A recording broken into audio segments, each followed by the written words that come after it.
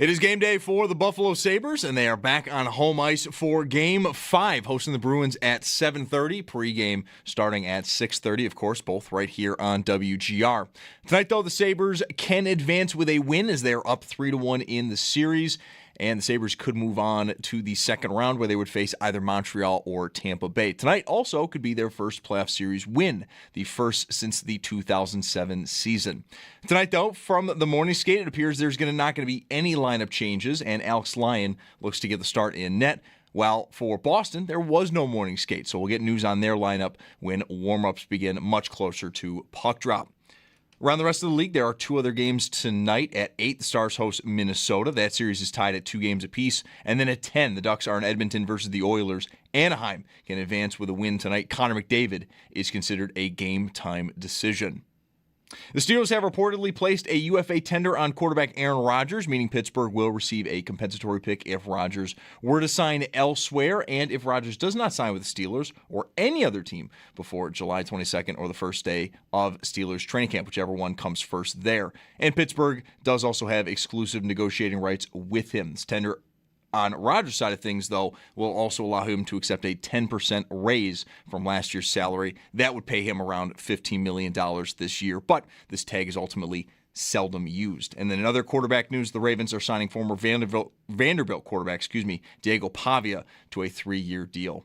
While in baseball, Bisons are on the road versus the Rail Riders. First pitch tonight, 6:35. You can listen to that over on our sister station, the Bet 1520. The Jays host the Red Sox at 7:07. At 7:10, the Mets are home versus the Nationals. And at 8:05, the Yankees are in Texas to take on the Rangers. It's your Paddock Chevrolet Sports Update. Paddock Chevrolet with you for the extra mile since 1935. I'm Zach Jones for Western New York's Voice of the Fan, WGR.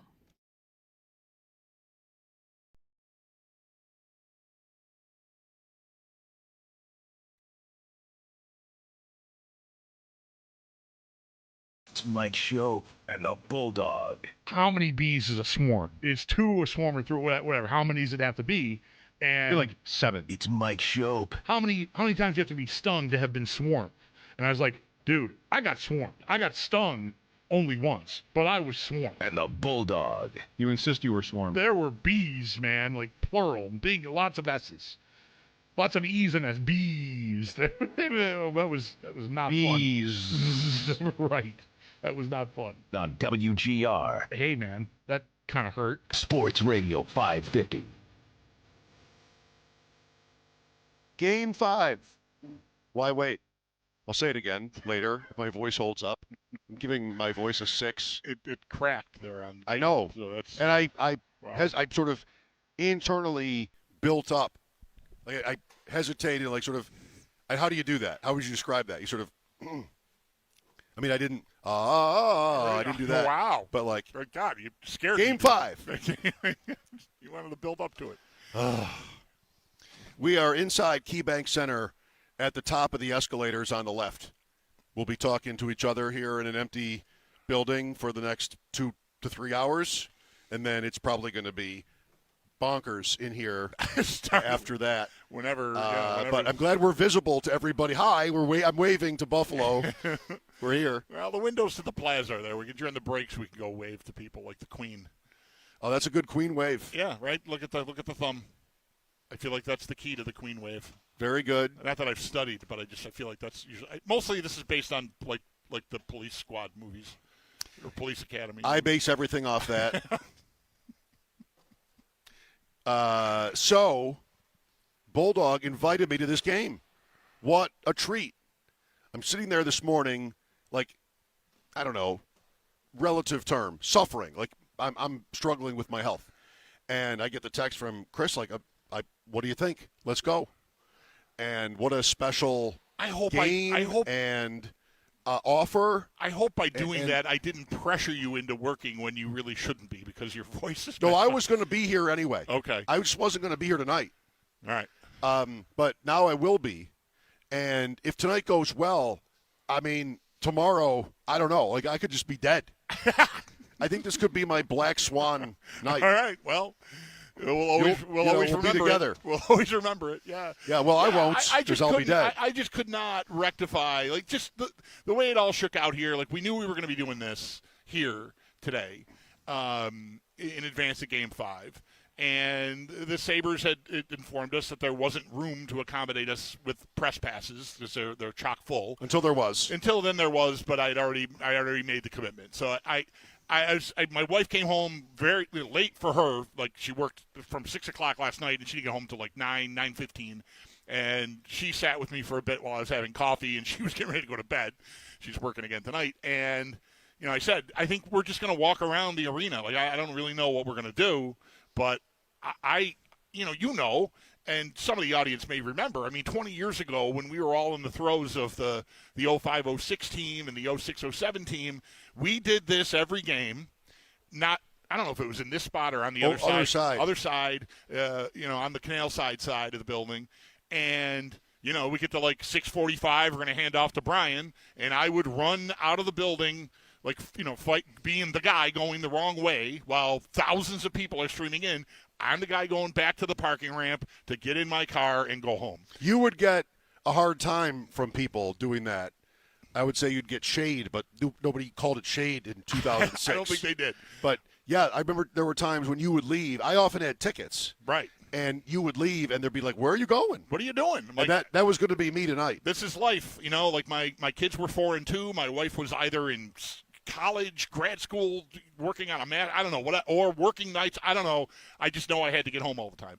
So I didn't stay for a single game during either of those playoff runs. I just couldn't. Real life got in the way. So you stayed for one. Oh, well, that worries me about tonight. That's right. Oh, no. Why did you have to do that? Yeah, that's right. That was a Friday night, and it was Game 4 against Carolina. And I bought tickets from you for that, and that was a disaster. They lost that game 4-0. Anyway, so that's right. I did stay for one. So I'm inaccurate to say I never stayed. Anyway, here we are, and, like, everybody's so fired up. I'm like, I'm going to be there. I don't want to leave. I'm also not comfortable just walking around and hoping an usher lets me stand in a hallway or something with a view of the bowl. Or you know what? I'm just going to see. Let's just see. So let's go in there. I went in there. Let's go into Ticketmaster and see what happens. Yeah, you did. I did. And something Bulldog happened. bought tickets on the market today, and I'm the lucky winner. On the red line, baby. On the red line. Yes, they're right in the middle. Even better. I love the red line. Yeah. So I was, had I not felt sick, and I've got my work bag and everything, I don't know. Like, I could easily talk myself out of leaving. But had I chosen not to do that, maybe, a certain friend comes over, like, hey, let's just get a drink first, whatever, and then it ends up being the whole night. I had a couple of ideas. One is that poor man's odd club. You can sort of hang out in there, and for what I drink, I would have spent $100 just having, gin drinks and, probably having too many. So that didn't seem like the best idea necessarily, right. But I thought about that. And then, like you said, I mean, I've been coming here since it opened. So have you. You were literally thrown out of the Odd the last night of the Odd. We both know people and know our way around places. And, we've got this important pass, right? I got this. Yep. So I can get in certain places. And I thought, I've done this before in those days. Yep. Without tickets to a game, let me just wander and see what comes. And there were a couple of times when it was like, sure, they don't even look. But it's the playoffs. It's been a long time since the playoffs. There's one guy who always gave me the hardest possible time. He went too hard on me, I thought, just because he could. Nope, that does not get you suite level. That does that say suite level, sir? Right. Like he was that guy? Yeah. And he still works here. So I don't want to have that. Any kind of yeah. I'm not trying that on. Right. I was envisioning, without tickets, a scenario where some friends be like, look, if you can get up to the suite level, you can come in our suite. And same thing. That would have been easy. I think so, but you never know. I have also had mixed, mostly good, but I've had a couple times where, like, I'm sorry, that's just a media credential, and you don't have access. And I would make, I'm supposed to interview somebody, or like I got to talk. Oh, you would do that? Yeah, and still, like, that I couldn't do. Get the Heisman. Like, okay, all right. So I just didn't want. Listen, man. I talked to this. I don't think you and I talked about this at all after I got back from Montana, where I watched Game 1 before Game 2 last Tuesday here. But I these days, the anxiety can be overwhelming, and I did not want us together or even separate. I wanted a spot to park. I like that. I just did not want to feel like I'm in somebody's way, I'm aggravating, I'm doing something I shouldn't be doing, I just, whatever, security talks to the people upset, like, yeah, that guy with the credential, whatever. I just didn't want, got thrown out of the yard. I just don't want any trouble, and you know what? I'm buying tickets. You're a rules guy. And, and when I bought them, I didn't know that I would invite you. I just bought 2, and then I sat there for a minute, and I thought, of course, I should just ask him if he wants to come do this with me. So, here we are. I just thought it would have been ridiculous for me to invite, see you later, buddy. I got my friend meeting me at the gate, and we're going. We've been through it, and I wanted us to be together for this. All right. Well, it's Game 5 of the first round, so I hope you feel paid off. I think there's another chance at 7:05. You're going to be sitting at that bar up there, and Thurman Thomas is going to be saying, like, you're the MF and Bulldog. Come with me. You're like, oh, my God, I just spent $700. Well, some whatever. Chance of that. There's some post. Flip 'em. There's some post gambling. Some post. I've won enough money on FanDuel. I bought a guitar. Whatever. I can spend for a pair of tickets. I was thinking. So I get the offer this morning, 10 or 11 o'clock. Like, wow, great. Can't say no. Lovely. I hope I hope I feel good. Yeah. But yes, great, wonderful. Then I thought, what could I wear that you would have to renege on the offer? If I had worn a certain jersey, would you have? I'm sorry, on the air, off the air, you would have been like, I'm not going in there with you. I can't believe you did this to me. Yeah. I was watching Filipponi yesterday in that show, and I sort of had a little bit of co-host versus co-host, seed planted in my brain after that. And, if I wear a Flyers jersey to this game. You did that one time when you wanted the Sabres to play them in the first round instead of Boston. This is the word you use when you think people don't understand your brilliance. You're like, well, no, this is actually nuanced. The word people use is nuanced. Mm-hmm. Oh, yeah. You don't understand my point? That's because it's nuanced. Yes, right. Explain nuanced. I can't, but I know what it is. Right. I know this is that. I know this is nuanced. So wearing a Flyers jersey to that last game so that I could express that I'd rather the Sabres play Philadelphia in 11 or 10, one of those years. They played Philly in one and Boston the other. Right. I thought Philly was the team to play one of those times. And so I thought, wear Flyers. I didn't have tickets, I think. I just sort of wore it to the show in here. And, nobody liked that. Yeah. But, again, it was nuanced. I don't know you to have a Bruins jersey of any kind. I do. I have one. So if you had somehow, found your way to someone in my family that could get you access to, and I don't even know, honestly, right now, sitting here, exactly where the jerseys are in my house. There's 3 places they could be, but I don't know for sure. But if you had somehow gotten a hold of my Cam Neely jersey and worn that, then I'd be calling John Gale or somebody. I'd be reaching out to. It'd be worse. You are not coming into that seat with me in a Cam Neely jersey. It'd be worse than just that. It would just be like, why did you do that? Right. Was it funny? Not really. No. Was it necessary? Why did you do that? And I don't know. I would not have an answer to that. Well, I'm glad you are appropriately attired, I guess I would say. I'm wearing a Winter Classic quarter zip yeah, that's what they from call the this. Winter Classic in New York when the Sabres played the Rangers in New York. I went upstairs because, in our way, as soon as I got here, I got a text that we were upstairs. So I took the service elevator and walked all the way around. Went upstairs and looked at some pictures. Then I went into a booth, and the guy's like, no, this is the Nesson booth. I'm like, well, the sign says WGR. I said, well, the other sign says Nesson. Like, okay, well, you're probably right. So then I went all the way back down to the other end, and I found our radio booth, and then I got a text from you, like, come back. So, okay, I'll come back. But I looked at all the pictures. I took pictures, some of the pictures. Okay. Are they, as you recall, how long has it been since you've been up there? A while. A lot of them I recognize, and some of them are new. All right. So, yeah, it's been at least 10 years, I think, since I've been up there for a hockey game. Maybe lacrosse. Yeah. I just wondering how if any of it's because I haven't been up there maybe longer than that. I don't really know. Most of the pictures predate the last 20 years of Sabres hockey. Right, Why wouldn't they? Right. There's a lot of 70s and 80s up there. Who was the captain? Who was the Sabres captain for the Winter Classic in Buffalo? There's a team picture from the ice at the stadium. Yeah. That probably is rotating captain, so I'll guess Jochen Hecht. Spacek. Okay. He's number 6. Yep. Spacek wore the C for the Winter Classic. Okay. Wow. I think that's one of those years they did, 10-game increments, monthly. I don't know, whatever they did, but a lot of guys took turns that year. That didn't work? Well, they missed the playoffs, so no. It didn't work. That's right. That's how you do That's how you do it. Yeah. It was a horrible idea. It didn't work. Pick a captain. Well, I mean, my voice issues, I blame the Sabres for them because I am Sunday was hollering. Yelling Sunday? Oh.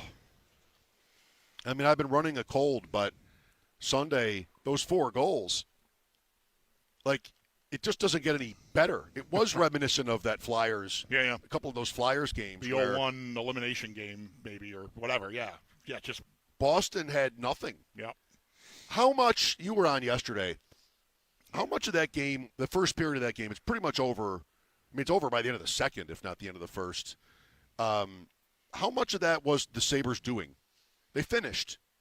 And they got a couple of goals that were a little bit slippery, like Benson's goal, where it wasn't I'm still not positive how that went in the net. I don't know. And I thought when I saw it that maybe he pushed the goalie and that caused. I thought we were going to get a review. Me too. And then the Bruins called timeout, and I thought, well, maybe they're calling a timeout to think about the review and also to regroup because they're getting their faces caved in and it's 3-0 already in their own building. But I thought it was possible, and I was relieved when the puck dropped. I mean, I think they were just.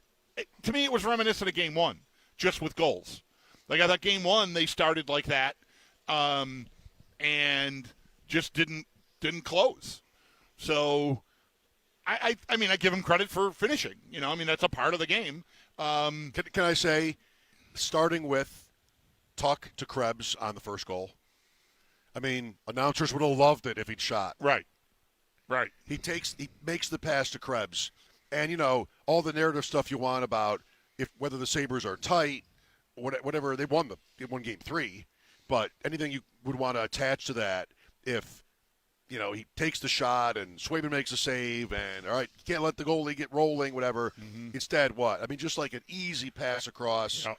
Krebs buries it. Wasn't a gimme. No, and wasn't a gimme. Tuck did a good job of holding Swayman. Like, he sold shot pretty well, I think, Tuck, on that play. Like, he just the way he moved his body right before he passed it, I think, gave the impression that the shot was coming. So, on a play going across like that, goalies left to right, a fraction of a second can be all you need. As it turned out, I think, if I remember right, Krebs shot that, and it went in over Swayman's shoulder, like middle of the net bar, like right under the bar. Mm-hmm. So, like, he picked a corner. But Krebs did a great job to finish, and Tuck, I thought, just did a really good job to subtly freeze the goalie just long enough. And Thompson starts it. Then you have Doan on the heels of the power play for 2. Then you have Benson, and you're off to the races. But I got back to that I really liked the Boston radio broadcast after the first period of Game 3, and I was back in my car at that first intermission on Sunday, and wanted to hear them. And it was the same 2 guys. Bob Beers. I believe that somebody tweeted at us that Bob Beers is the color man on that broadcast. He was so good. And on Sunday, I mean, he was merciless. Just like, at one point he said, Florida, something to the effect of, Florida does this to us, but they force you into it. As if, like, the Sabres really didn't force the Bruins. And I thought he was probably mostly right. That it was just, I mean, think of McAvoy. What goal is it? 3? McAvoy behind his net at 2-0 or even 3-0, whatever goal it is, the Sabres score off of that. I think it's the Benson goal because he's just sort of standing there and he's got nothing. You're in here for Sabres games and you sort of see that stagnancy and the defenseman doesn't have a play, and, everybody's just sort of circling around, and the crowd starts to get restless. There's McAvoy behind the net. He doesn't go. He just waits and waits and waits, and then plays the puck off the wall on the right wing, if I remember the play correctly, and it sort of gets bounced, and then it's in. And, that to me was, I would have said what the Boston announcer said to that, that was an unforced error? Yeah. Yeah. Yeah, I think there was plenty of that. Not to say the Sabres don't deserve credit. I mean, they buried them. Yeah. And they look as good as we could have hoped for. I think it's a lot easier to have your opponent make mistakes when you're constantly pressuring them, i.e., even if you're not pressuring them, they still might feel like pressure's coming. Since the Sabres were on them, I think pretty hard. Maybe not on that play, but I think if you're playing that way, you can rattle even the best player. You say, I don't have time. Whatever. I got to guys got to try to get it out of here and just carelessly throw it away. I think it's also pretty notable. I don't know schematically what they've done, but you remember talking about those long passes off the glass that were turning into breakaways and 2-on-1s? That's gone away. So I don't know if that is something that Sabres have tweaked, because a lot of the stuff that the Bruins are still trying to do, that they tried to do early on Sunday, was just throw it out of the zone, and that was turning into offense for them in the first two games of this series. And it just has not happened in games 3 and 4. I hope I'm not overstating that. I don't know that they haven't had any odd man breaks off of those plays, but it's just not anywhere near the frequency it was happening. It happened 10 times in the first two games. Between breakaways and odd man rushes, it was terrible. I bet by at least the middle of game 2, if not just for the third period, that would have been scrapped. And it would have been just try to establish some sort of rhythm and forecheck and, momentum. Well, I mean, they didn't even really do that, I think. And I don't think that really matters. By some time, I do you remember at what point of the second period it happened that Byram had the puck in his own end and was just kind of standing in a face-off dot? And the crowd started to boo, and nothing was happening. And I was watching on MSG, and Rob even said something to the effect of, they know they're down 4-0, right? There was no right at that moment is when I went, okay, this is done. I mean, it's 4-0. You could have felt that way already, but 4-1, that becomes quickly 4-2. I mean, it can flip pretty quick. The Sabres did it to the Bruins. It almost did it in game 2. They did it in game 1. It wasn't 4-0 in either case. Although, wait, no, game 2 was 4-0, wasn't it? And then the Sabres scored 2 quick ones. So watching Byram just stand there and seeing the Bruins clogging up the neutral zone, congratulations. What are you doing? Do you know that you're in the playoffs and you're down 4-0? Well, I just thought they checked out. I am not meaning this quite as a prediction, more just as a cautionary tale, I guess. But as a Sabres fan, you got to sort of expect their best at this point. Maybe you'll get lucky and you get that again. Yeah. And Thompson buries a couple and you're just home. But, I mean, I've been to one game in my life where they clinched a playoff series. One. Not 2007? No, 2001. I wasn't at the game 2007. I was lost out here in the plaza trying to find my wife who wouldn't pick up. 2001, Philadelphia is the only game I've ever been to where they won a series. 8-0, you were at that? Well, I told the story recently that I wasn't going to go. Or I should say come now because I'm actually in the arena. I wasn't going to come, but at 4-0 after one. Oh, right, I remember the day of the NFL draft, I'm like, all right, now I want to be there. Yeah, I was too nervous. Yeah, all right, I remember that. So I'm not taking anything for granted here. I know it's really tempting to talk about the next round. Tampa and Montreal. And when that'll start and all these kinds of things.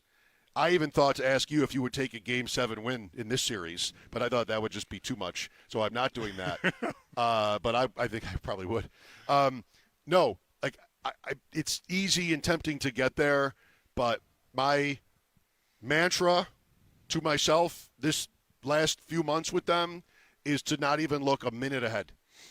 And that made the regular season more enjoyable because I wasn't obsessing over playoff matchups. And as it happened, it worked out, I think, perfectly for them anyway.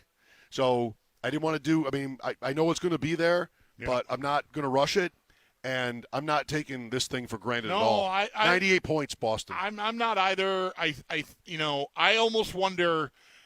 I mean, you can get lost thinking about Boston. Like, would a couple of goals do them in, right? Would they just sort of feel cooked if that happened? So, get on them early, whatever. I'm mostly thinking about how the opportunity to do this in front of their fans will impact the Sabres. Like, how much more tight or anxiety will they have as players? You don't like to think about the guys on your team in that way. But I mean, this is a everything here has been a first for a lot of these guys. Not all of them. Byram, Tuck have had plenty of experience. It's a first here, but right, and just I feel like the pressure. I don't think Boston has any pressure in this game. They can get eliminated, but they're down 3-1, and most people would assume they're not going to come back and win the series. So that I think puts the pressure squarely on Buffalo to close it out. You're at home. And 3-1 becomes 3-2, and now I'm going back over there, and you know how it works, right? I mean, it's like, don't let them win a game. So I could see them being a little tense at the beginning of this game, or maybe a lot tense. So I'm really interested to see how it all gets rolling here. I mean, you get what might be a week off if you win. Right. That would be exciting for a lot of these guys, I bet. Mike Schopp and the Bulldog at KeyBank Center. Site of Game 5 tonight, Sabres and Bruins. Paul Hamilton at 6. We'll extend our pregame show again to give you more coverage from inside the locker room and whatever else. Before that, Greg Washinsky will jump on from ESPN. That'll be at 5. And even before that, Sal Capacio at 4, talking a little bit about the draft over the weekend for the Bills. And I'm sure he'll have takes on the Sabres and the scenes as well. 803-0550 to join us. This is WGR.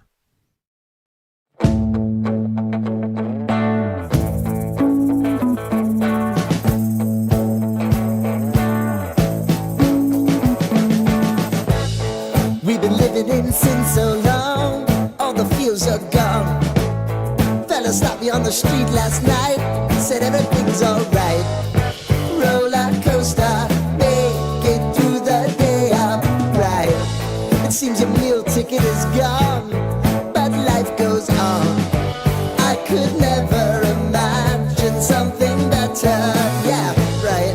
Now you're cooking on high heat in the middle of the street. Roller coaster, take me to a better time. Let's go. All sing your high line with the roller coaster of life. Yeah. It's time to all choose your timeline on the roller coaster of life.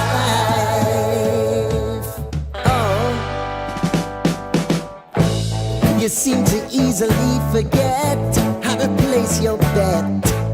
When everyday life gets you down, you gotta steal the crown. Got to own it. Don't bitch and moan about it, please. God forbid you scrape your knees, and it's nothing to sneeze at.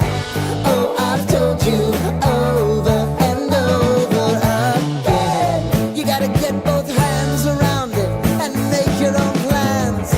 Roller coaster, it's taking over, it's about time. Oh, all sing your high line on the roller coaster of life. You've got to all choose your timeline with the roller coaster of life.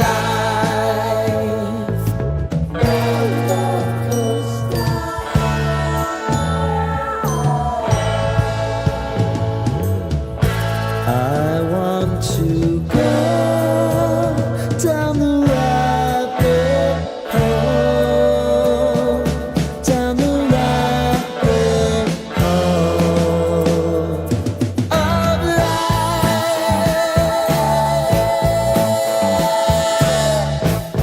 And now it's about to leave. Oh!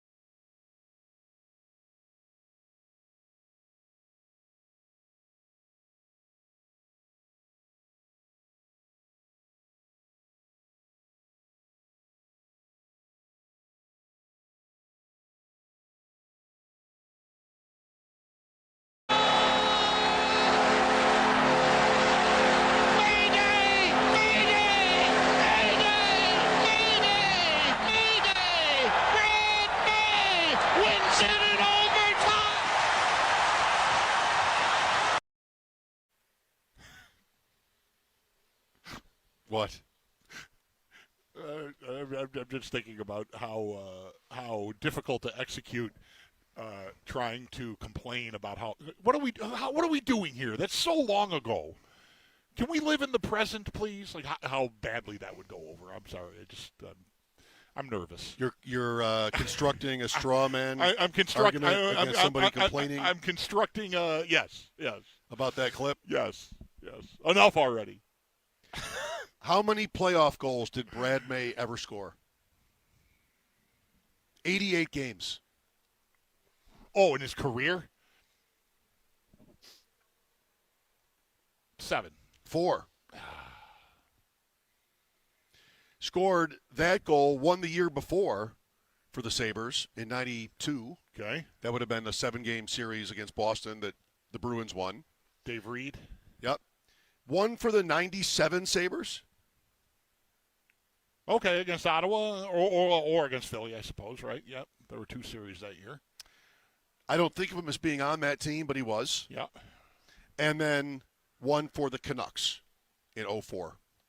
Also played in the playoffs for Colorado and your Anaheim Ducks. Won the cup with Anaheim. 2007. Yeah. Yep. Yes, he did. We're at KeyBank Center. Sabres and Bruins tonight here, Game 5. 803-0550 for your calls. The big Bowen Byram banner right above us here as you come up the escalators to the left after entering the arena tonight. He's in the black uniform, and the signature is impossibly bad. But Bowen Byram has been a great story. And I opened him up just because he was one of – there's always been a few things with the Sabres in the last decade, kind of all the time, that just confound, defy explanation. And Byram wasn't on the – I'm sorry for my voice. Byram wasn't on the extreme end of that. I mean, he wasn't somebody that – he wasn't Ristolainen for me, somebody that – No. The Sabres are giving this player 25 minutes, and it's killing them, and they don't know it. But I didn't think he was worth the price. I thought he was probably better than Middlestat, but I thought also that the move was to flip him last year, they wanted to. I thought they would do that too. And I don't know how it, what happened there. Maybe they weren't as eager to do it. Maybe they just had a certain price in mind, and that was the only way they would do it, and that can be synonymous with not being that eager to do it. Like, I got to get this guy off my team. It's more, can I get something that I really value if I want to get this guy off my team? And maybe that never materialized, and holy cow. I mean, it's not to say like they couldn't be doing what they've done all year without him, because who knows who's in his place, right? But he's been dynamite for them here, and I've been saying since they got hot that their thing here, their superpower, is those 4 guys. Those top 4D are just the engine, and I think offensively anyway, really everybody else has sort of receded a little bit into the background here. And he just sort of keeps kind of controlling games when he's on the ice. I always admired I love watching him skate.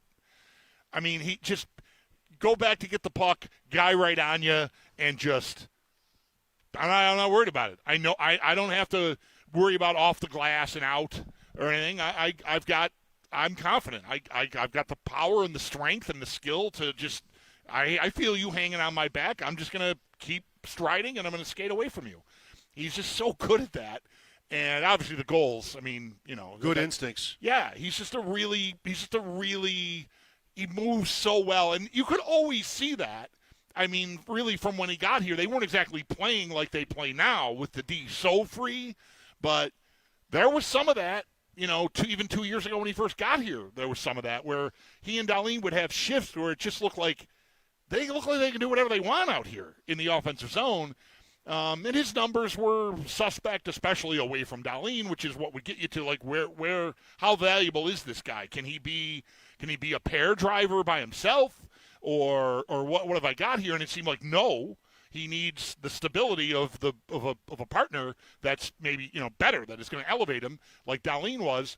But, man, he and Power together have been dynamite in this series. Well, it's not quite fair to him to say that, like, so much credit for his, rise, if you will, is because of other guys. I don't want to go that far, but I think you said it all right there. I think the problem I had last year, I'm trying to analyze them in the context of the whole roster. And some of these, like Eichel and Reinhart, when they were here, okay, well, I can see it, but where's it getting me? Like, I got to figure out how to build a winning team somehow. Right. And not just have this or that great player. And like you said, when Byram was apart from Dahlin, it was a disaster. Well, I can't have a guy of that caliber be a disaster. Plus, now he's 24. He's still only 24. So 23 years old last year. What can I do with that? He's already been traded, but he has a ring. There's a contract coming eventually, like even a bigger contract if he's going to be a part of the group. And like that too, on the Sabres side of it. But in terms of a trade, maybe somebody would like the look of this player. So I thought the math was there should be a move here. And again, I would say I think the Sabres wanted to do it, but they were always gun shy. Yeah, I think they might have felt – sorry, I don't mean to cut you off. Well, just, the fact that Dahlin – that Samuelsson happened this year just made that. Like, that's locked in. Right. And now you've got a first overall pick in Power to go with Byram, and now you're taking off. Like, now you've got two D pairs that are, like, almost elite, if not elite. And you can make it work with the third one as they've done. Mm-hmm. So I said already, like, I don't want to take – it's not fair to take credit away from the player when the player is doing the work. But I think circumstances always have a lot to do with – well, not always. Some guys are just so good or so bad. Yeah. But they often have a lot to do with your results. And I would think with him that might be a big part of the story. Yeah, I mean, going into the year, I thought he was going to would need to be paired with Dahlin for them to get a good result from him. And, the plan, for what it's worth, I mean, going back to the summer, was Kesselring was going to be the stability partner for Power. And that was it. And Samuelsson was relegated to the third pair if we even wanted him around. That's where that was. But Samuelsson blasted off, so that got Byram off of Dahlin's pair. And eventually, with a little more time on task here, Byram and Power have developed into a really, really good, excellent pair. I don't know if they're both elite, but I think as a group, those four, I'd put that group of four against any team in the league. I think they're good enough to qualify for at least an argument about that. They don't have, I almost said Taves and Kane. I don't know why. Taves and Makar, that's his D partner. Like, that's the best pair in the league. Makar largely drives that. And, he's just electric. But beyond that, I feel like my second pair is better than their second pair, and that sort of mitigates whatever gap there would be between Makar and Taves and what, Dahlin and Samuelsson say. So they really, it's such a fortunate thing that they did not find the right trade. If indeed they were looking, and I agree with you, I think they were, it makes sense that they were, because they would have felt like we're already committed to two young D, and a third if you want to count Samuelsson. We're invested there money-wise, if not body-wise too, and maybe we should try to strengthen, try to find a top six winger, kind of like the trade they made initially to get him. Like that was what that was. I've got this young center is not, Middlestad is not, we're not committing to another young forward in this group. We've already done that. And so let's get a D for him. Then maybe you think about doing the reverse of that a year or two later, and it didn't come to fruition, and they're so much better off for it. And I think Kesselring would have been in that math too, thinking that he could be, whether that's Power or sure, right, yeah. Like you said, you mentioned him earlier. Yep. That would free up something with Byram, but just didn't work out. Yep. What do they say? Sometimes the trades you don't make are the best ones. That definitely qualifies here. He might be their best player in the series. I think he has been.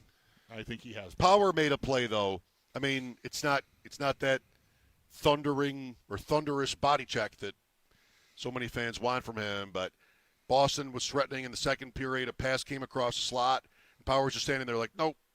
Just sort of almost caught the pass and, put it forward on his forehand. Easy play. He did take a big run at someone. It was obscured because of the TV angle. It was right on the wall in their own end, second period, going left to right. And when I don't know what kind of contact he made, but he charged at somebody and got at least a piece of him. And I said, "Oh my God, was that Power?" And you had to wait for him to get up. And he got up, and you could see the bat. I'm like, I don't know that I've ever seen him like gallop toward contact like that, but he did that in Game 2 at least. Feeling it. Yep. Mike Schopp and the Bulldog at KeyBank Center. More after this here on WGR. Game 5. Why wait? I'll say it again later if my voice holds up. I'm giving my voice a 6. It cracked there on. I know, so that's, and I wow. I sort of internally built up. Like I hesitated, like sort of. How do you do that? How would you describe that? You sort of. I mean, I didn't. I didn't do that. Wow! But like, good God, you scared Game me. 5. You wanted to build up to it. We are inside KeyBank Center at the top of the escalators on the left. We'll be talking to each other here in an empty building for the next 2 to 3 hours, and then it's probably going to be bonkers in here after that. Whenever. But I'm glad we're visible to everybody. Hi, I'm waving to Buffalo. We're here. Well, the windows to the plaza are there. We can during the breaks. We can go wave to people like the Queen. Oh, that's a good Queen wave. Yeah, right. Look at the thumb. I feel like that's the key to the Queen wave. Very good. Not that I've studied, but I feel like that's usually mostly this is based on like the Police Squad movies or Police Academy. I base everything off that. So, Bulldog invited me to this game. What a treat. I'm sitting there this morning, like, I don't know, relative term, suffering. Like, I'm struggling with my health. And I get the text from Chris, like, what do you think? Let's go. And what a special game and offer. I hope by doing that I didn't pressure you into working when you really shouldn't be because your voice is. No, I was going to be here anyway. Okay. I just wasn't going to be here tonight. All right. But now I will be. And if tonight goes well, I mean, tomorrow, I don't know. Like, I could just be dead.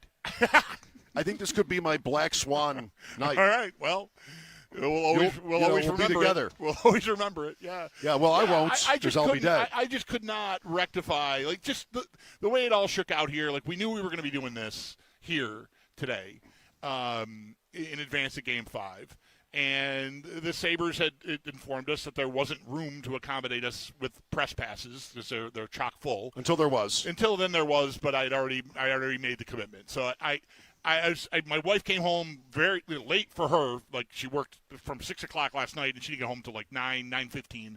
And she sat with me for a bit while I was having coffee, and she was getting ready to go to bed.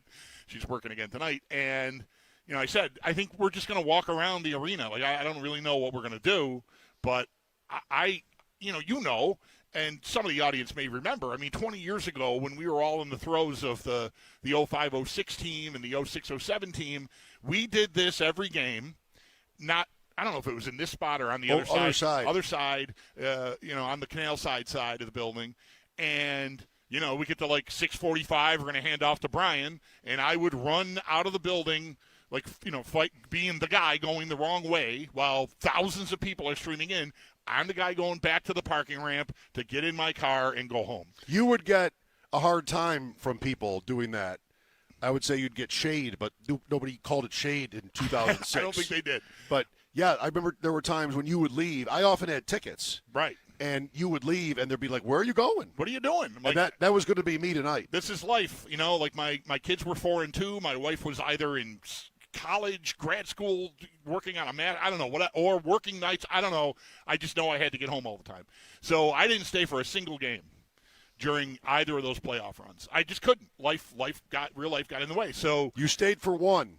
Oh, well, that worries me about tonight. That's right. Oh, no. Why did you have to do that? Yeah, that's right. That was a Friday night, and it was Game 4 against Carolina. And I bought tickets from you for that. and that was a disaster. They lost that game 4-0. Anyway, so that's right. I did stay for one. So I'm inaccurate to say I never stayed. Anyway, here we are, and, like, everybody's so fired up. I'm like, I'm going to be there. I don't want to leave. I'm also not comfortable just walking around and hoping an usher lets me stand in a hallway or something with a view of the bowl. Or you know what? I'm just going to see. Let's just see. So let's go in there. I went in there. Let's go into Ticketmaster and see what happens. Yeah, you did. I did. And something Bulldog happened. bought tickets on the market today, and I'm the lucky winner. On the red line, baby. On the red line. Yes, they're right in the middle. Even better. I love the red line. Yeah. So I was, had I not felt sick, and I've got my work bag and everything, I don't know, like I could easily talk myself out of leaving. But had I chosen not to do that, maybe, a certain friend comes over, like, hey, let's just get a drink first, whatever, and then it ends up being the whole night. I had a couple of ideas. One is that poor man's odd club. You can sort of hang out in there, and for what I drink, I would have spent $100 just having, gin drinks and, probably having too many. So that didn't seem like the best idea necessarily, Right. but I thought about that. And then, like you said, I mean, I've been coming here since it opened. So have you. You were literally thrown out of the Odd the last night of the Odd. We both know people and know our way around places. And, we've got this important pass, right? I got this. Yep. So I can get in certain places. And I thought, I've done this before in those days. Yep. Without tickets to a game, let me just wander and see what comes. And there were a couple of times when it was like, sure, they don't even look. But from the arena, Mike Schopp and the Bulldog coming up at 4, Sal Capacio. We'll talk to Greg Washinsky, get his insight into the Sabres' success so far this series. That'll be at 5 today. Paul Hamilton at 6. Tough run out for Ottawa. I know it was a couple days ago now, but we were afraid of them a little bit. Yeah. Respected them. Yeah, I thought they would be a very tough matchup for the Sabres. I want to say maybe for anybody, but apparently not so much for Carolina because that was just the games weren't like they didn't get steamrolled, but they didn't win. I mean, it's just so tough. And for all the concern about the goalie played pretty well. Allmark played very well, I think. And Tkachuk was a 0. And that's going to be pretty interesting. I doubt that they are eager to move him, but there's been a lot of stuff, it feels like, all year with him. And there's always been questions because of, this isn't fair to him or the Senators, but how his brother handled his stuff in Calgary. Like, he wanted out of Calgary, and that was that. He got out. And he got out. Brady has committed, a long-term contract already, but, I mean, I don't know. No show. Like, just he had the fight right off the drop of game 1, and then nothing else. Some dopey penalties along the way. I don't know. Like, that's the captain, and it was a tough series for him. Very tough. They also drew a slew of penalties, at least in game 4. Or at one point, I think they were 1 for 9 on the power play and counting in that game that they lost to end the series. So a little bit reminiscent of what's going on here. By the middle of Sunday's game, with the Sabres having the lead they had, I was kind of rooting against their power play. I don't want to see him score to go up 5-0 or 6-0, just to break that drought. And Doan almost did. Yeah, right. You'd rather have it come tonight, like in the first period, say, the first power play of the game. Like, oh, there it is. Yeah. Right. Well, the question remains, one question remains anyway, about that is how far away are they? How far away are they from, clicking? I think there's just been some structural stuff that really makes you wonder why they haven't figured out a different plan by now. But it's, and with that, it's not like they're barely missing every time. Too many power plays go nowhere. Right. So you'd like to see at least they get to a point where they're close, and then it'd be easier to buy that they could they're going to get one. Hard to get much closer than 2 seconds after the penalty expires. They did do that on Sunday, but it's still a goose egg. It took the second unit. I mean, it took 90 seconds of nothing until the second unit came on, and then they were able to convert. So that's a big storyline going forward here, and it helped get Ottawa beat.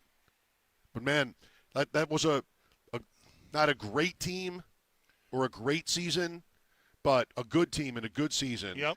And getting in at 98 points or 97, whatever it was, right with Boston, maybe tied to get in. Barely good enough to make it, but it was. And it seemed to many like they were kind of a scary. Not Travis. Travis did not like. He wasn't as high. Ottawa. He liked them. He thought they were more threatening than Boston, but not Montreal. So yeah, I mean, and matchups are a lot of it. Like I was talking to Owen at home about this, watching hockey last night. Like I think they still would have been a dangerous matchup for the Sabres, but they got bounced in 4 straight. Didn't happen. Sal Capacio next. Mike Schopp and the Bulldog, WGR. It's the playoffs. It's been a long time since the playoffs. There's one guy who always gave me the hardest possible time. He went too hard on me, I thought, just because he could. Nope. That does not get you sweet level. Does that say sweet level, sir? Right. Like he was that guy? Yeah. And he still works here. So I don't want to have that. Any kind of a I'm not trying that on. Right. I was envisioning, without tickets, a scenario where some friends be like, look, if you can get up to the suite level, you can come in our suite. And same thing. That would have been easy. I think so, but you never know. I have also had mixed, mostly good, but I've had a couple times where I'm sorry, that's just a media credential, and you don't have access. And I would make, I'm supposed to interview somebody, or I got to talk. Oh, you would do that? Yeah, and still that I couldn't do. Get the Heisman. Okay, all right. So I just didn't want. Listen, man.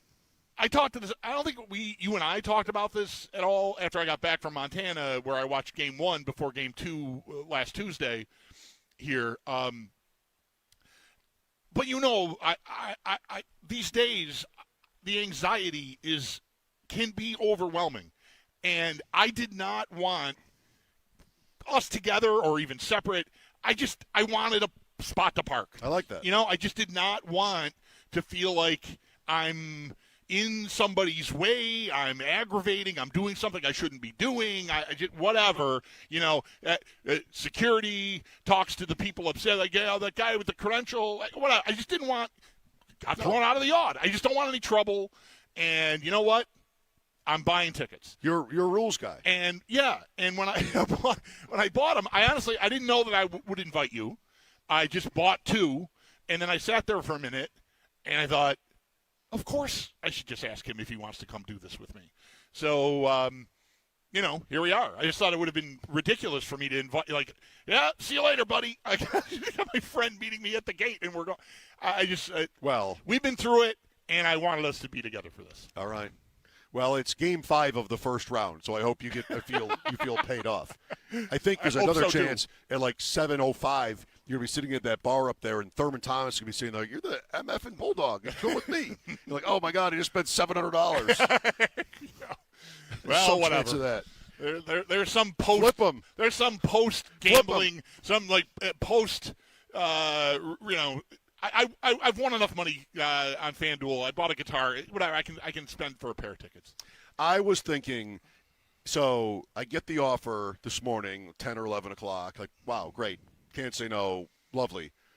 I hope I hope I feel good. Yeah. But yes, great, wonderful. Then I thought, what could I wear that you would have to renege on the offer?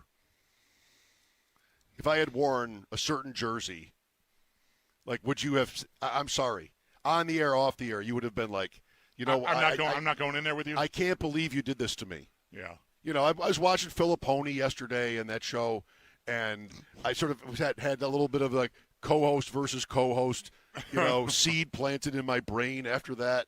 And if I wear a Flyers jersey to this game, you did that one time when you wanted the Sabres to play them in the first round instead of Boston. This is the word you use when you think people don't understand your brilliance. You're like, well, no, this is actually nuanced. The word people use is nuanced. Oh, you don't understand my point? That's because it's nuanced. Yes, right. Explain nuanced. I can't, but I know what it is. I know this is that. I know this is nuanced. So wearing a Flyers jersey to that last game so that I could express that I'd rather the Sabres play Philadelphia in 11 or 10, whatever, one of those years. They played Philly in one and Boston the other. Right. I thought Philly was the team to play one of those times. And so I thought, wear Flyers. I didn't have tickets, I think. I just sort of wore it to the show in here. And, nobody liked that. Yeah. But, again, it was nuanced. I don't know you to have a Bruins jersey of any kind. I do. I have one. So if you had somehow, found your way to someone in my family that could get you access to, and I don't even know, honestly, right now, sitting here, exactly where the jerseys are in my house. There's like 3 places they could be, but I don't know for sure. But if you had somehow gotten a hold of my Cam Neely jersey and worn that, then I'd be calling John Gale or somebody. I'd be reaching out to. It'd be worse. You are not coming into that seat with me in a Cam Neely jersey. It'd be worse than just that. It would just be like, why did you do that? Right. Was it funny? Not really. No. Was it necessary? Why did you do that? And I don't know. I would not have an answer to that. Well, I'm glad you are appropriately attired, I guess I would say. I'm wearing a Winter Classic quarter zip Yeah, that's what they from call the this. Winter Classic in New York.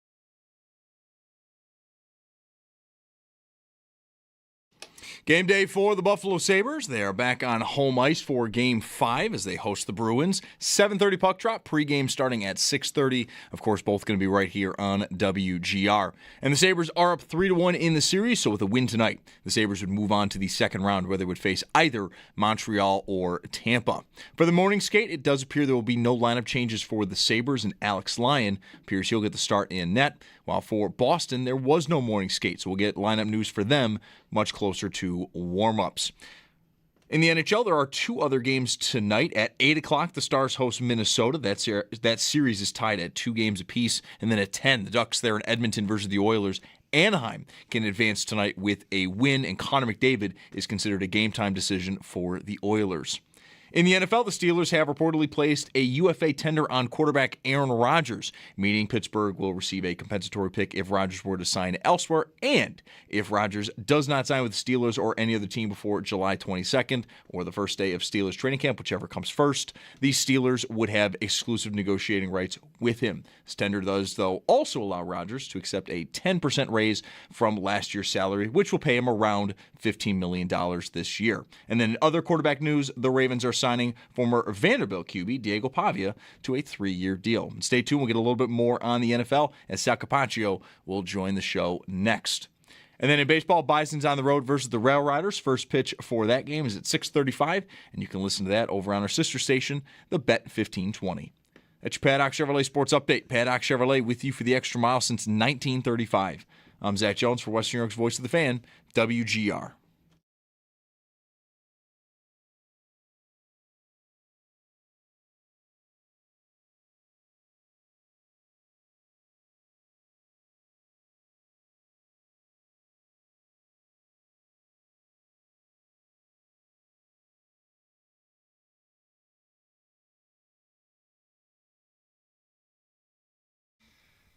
The damnedest thing. Bulldog just told me that Vegas had an overtime goal disallowed last night on an offside review and still won. Huh. All right, wait a minute. Slow down. Are you telling me that could happen? The end-all, be-all replay stuff? Sometimes you can get it right, gets it right. Oh, well. Yep.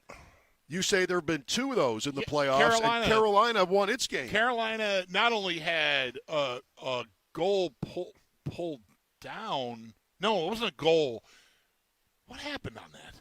There was an offside. There was a goal that they turned into a penalty shot. Right. Okay. Yeah, and then they didn't score on the penalty shot, and then they still won. Yeah, they won anyway. And it was offsides. That can happen. Yeah. In sports. Yeah. Yeah. The team that is aggrieved can still win the game. Wow. Well, just, in my special, endearing way, wanting to point that out. Because that is something to consider. Is there even a point in debating it anymore? because replay will never go away. It just No. keeps growing and growing and growing. So it's not even a thing to consider because there's no conversation about its merits. Although I do think now that we're talking about it, the thing I want most out of tonight is for that not to happen here. And maybe any kind of review. I just don't. I just no. I don't think I'll be able to take it. Oh, imagine the guy sitting next to you. I know. Poor you. Or, well, somebody else, too, maybe. With us now on the Western Hotline, Sal Capacio. I missed yesterday. You guys did some draft recapping, I'm sure. A day later, Sal, is any new kind of revelation or big picture thoughts on how the Bills did? No, I wouldn't say anything on how the Bills did. I just think that the more I kind of sit with it and look back on it, I think Bulldog and I talked about this yesterday, which is I think it's apparent that their own actions are intentional about the defensive line, right? Like, I think there's this feeling amongst the fan base and media maybe of, well, I can't believe they just missed out on a defensive tackle, a big nose guard, and what a miss that is. Well, I don't think it's a miss to them. Like, to them, this was intentional. They didn't want a guy like that. He was sitting right there, Caden McDonald, if they wanted him. There were other guys too. They went the whole draft, and towards the end, they took an undersized defensive tackle. And then Brandon Beane goes on with Jeremy yesterday morning and says, if we rolled the ball out right now, Deion Walker would be our nose guard. But maybe he's better as a 4-eye. That's inside shoulder of the tackle, by the way. So, like down the line. So, it's intentional what they're doing. I want to see it. Like, what does this look like right. without having that guy? It's fair to wonder, but it's not because they didn't know and just whiffed. It's because they did it intentionally.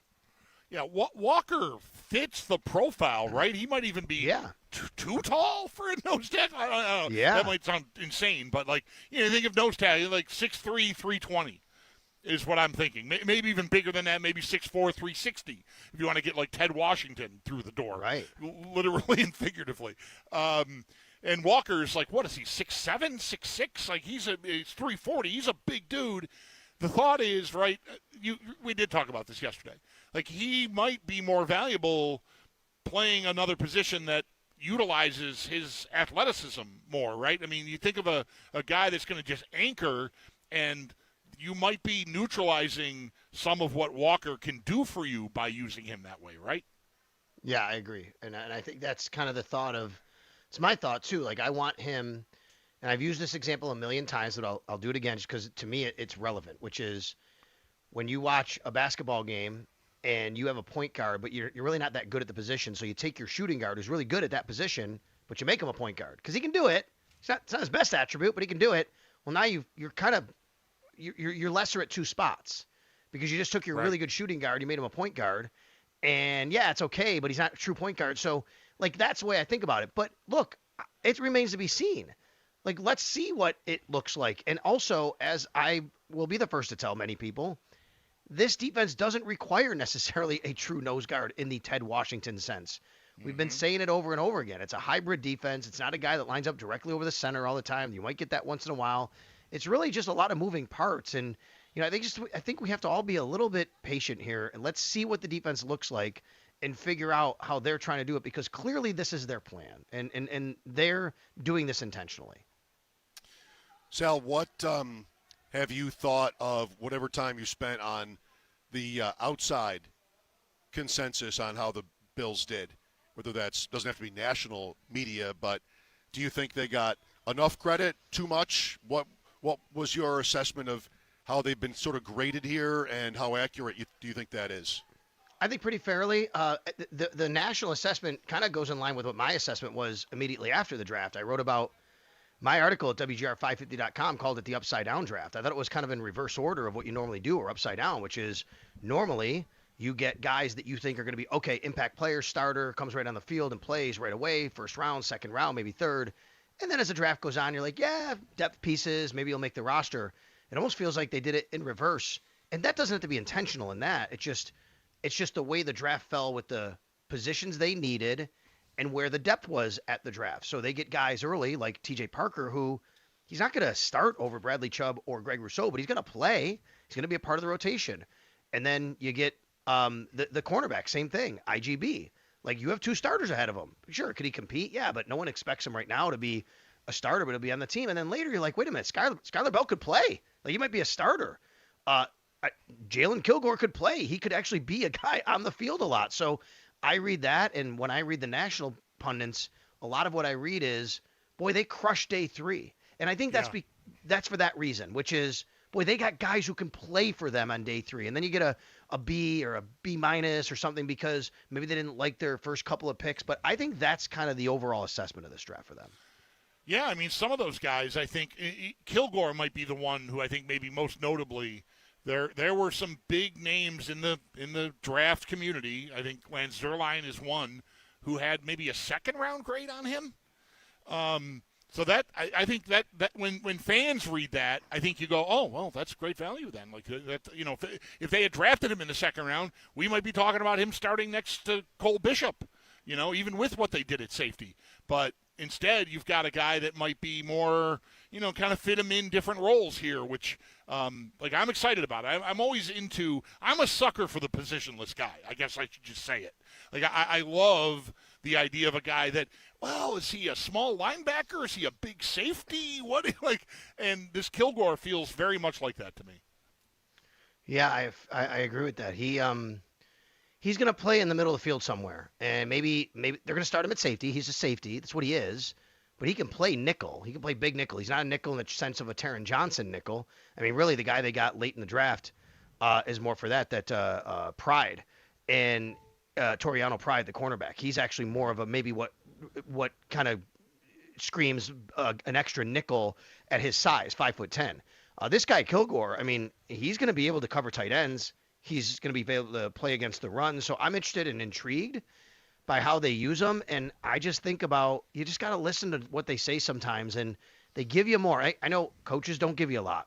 But if you really pay attention, you can kind of get clues. And what Jim Leonard said to us in his introductory press conference was that he likes having guys who don't fit in a box. This is literally out of the playbook of a guy who doesn't fit in the box and the poster child for it.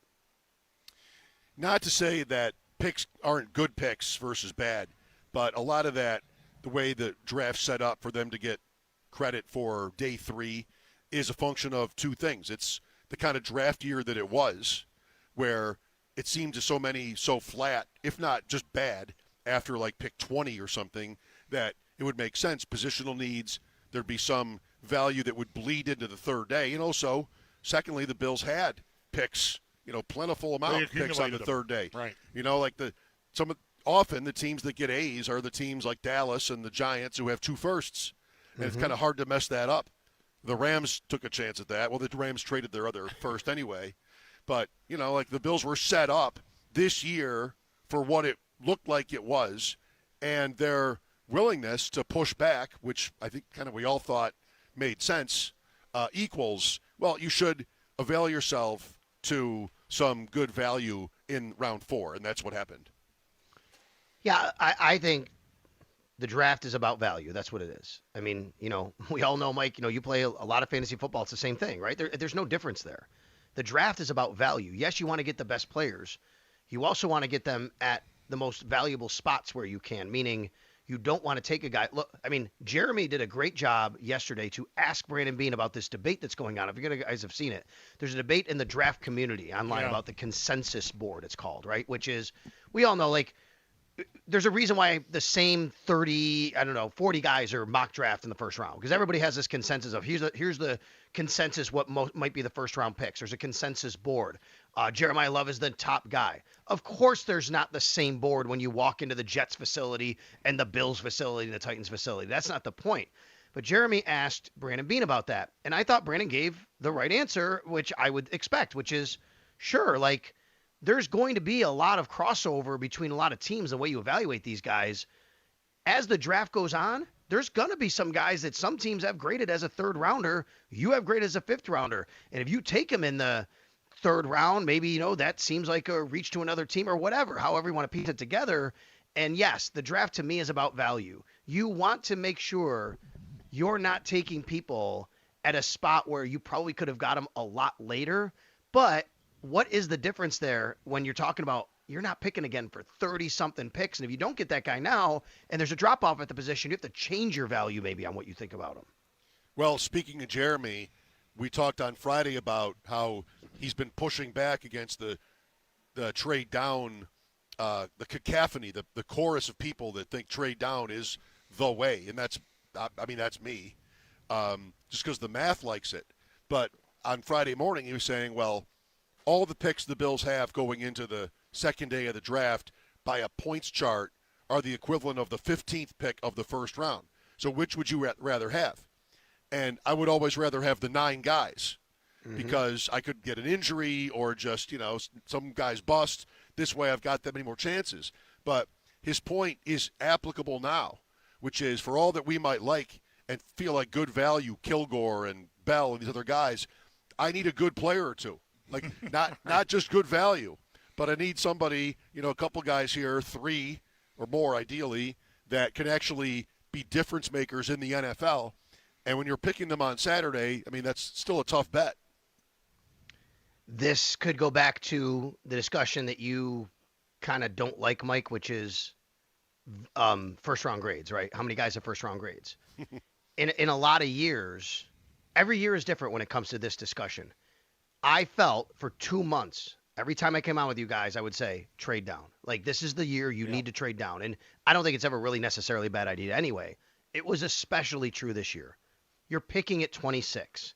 There's just not 26 players that have the talent that you would normally put on a first-round type of tier. And that's why you have first-round grades. And I know there's 32 picks. But that's why you have to measure them against other guys historically and where they fall. And next year is supposed to be a really good draft at the top of the draft, much better than this year. There was an article about that today. Next year, the 15th best player in the draft is generally going to be considered way better than the 15th best player in this year's draft. So I do think that there's a sliding scale each year. Yeah, that makes perfect sense to me. I, like anyone else, would have wanted a difference-making player. But if the store is sold out by the time I get there, I don't know. What am I supposed to do? Like, I think that, and that's probably how, this talking about the consensus board and every team is different. That's how the Bills probably found 3 trade partners, different GMs, different organizations. They're on different timelines. There's different pressure points. And, who knows? Maybe ownership is like, I want this player. I want that player. Like, okay, fine. I'll give the Bills a 4th to move up, 3 spots over here so I can draft a guy and satisfy, whatever it is. My owner, my owner's son, who knows?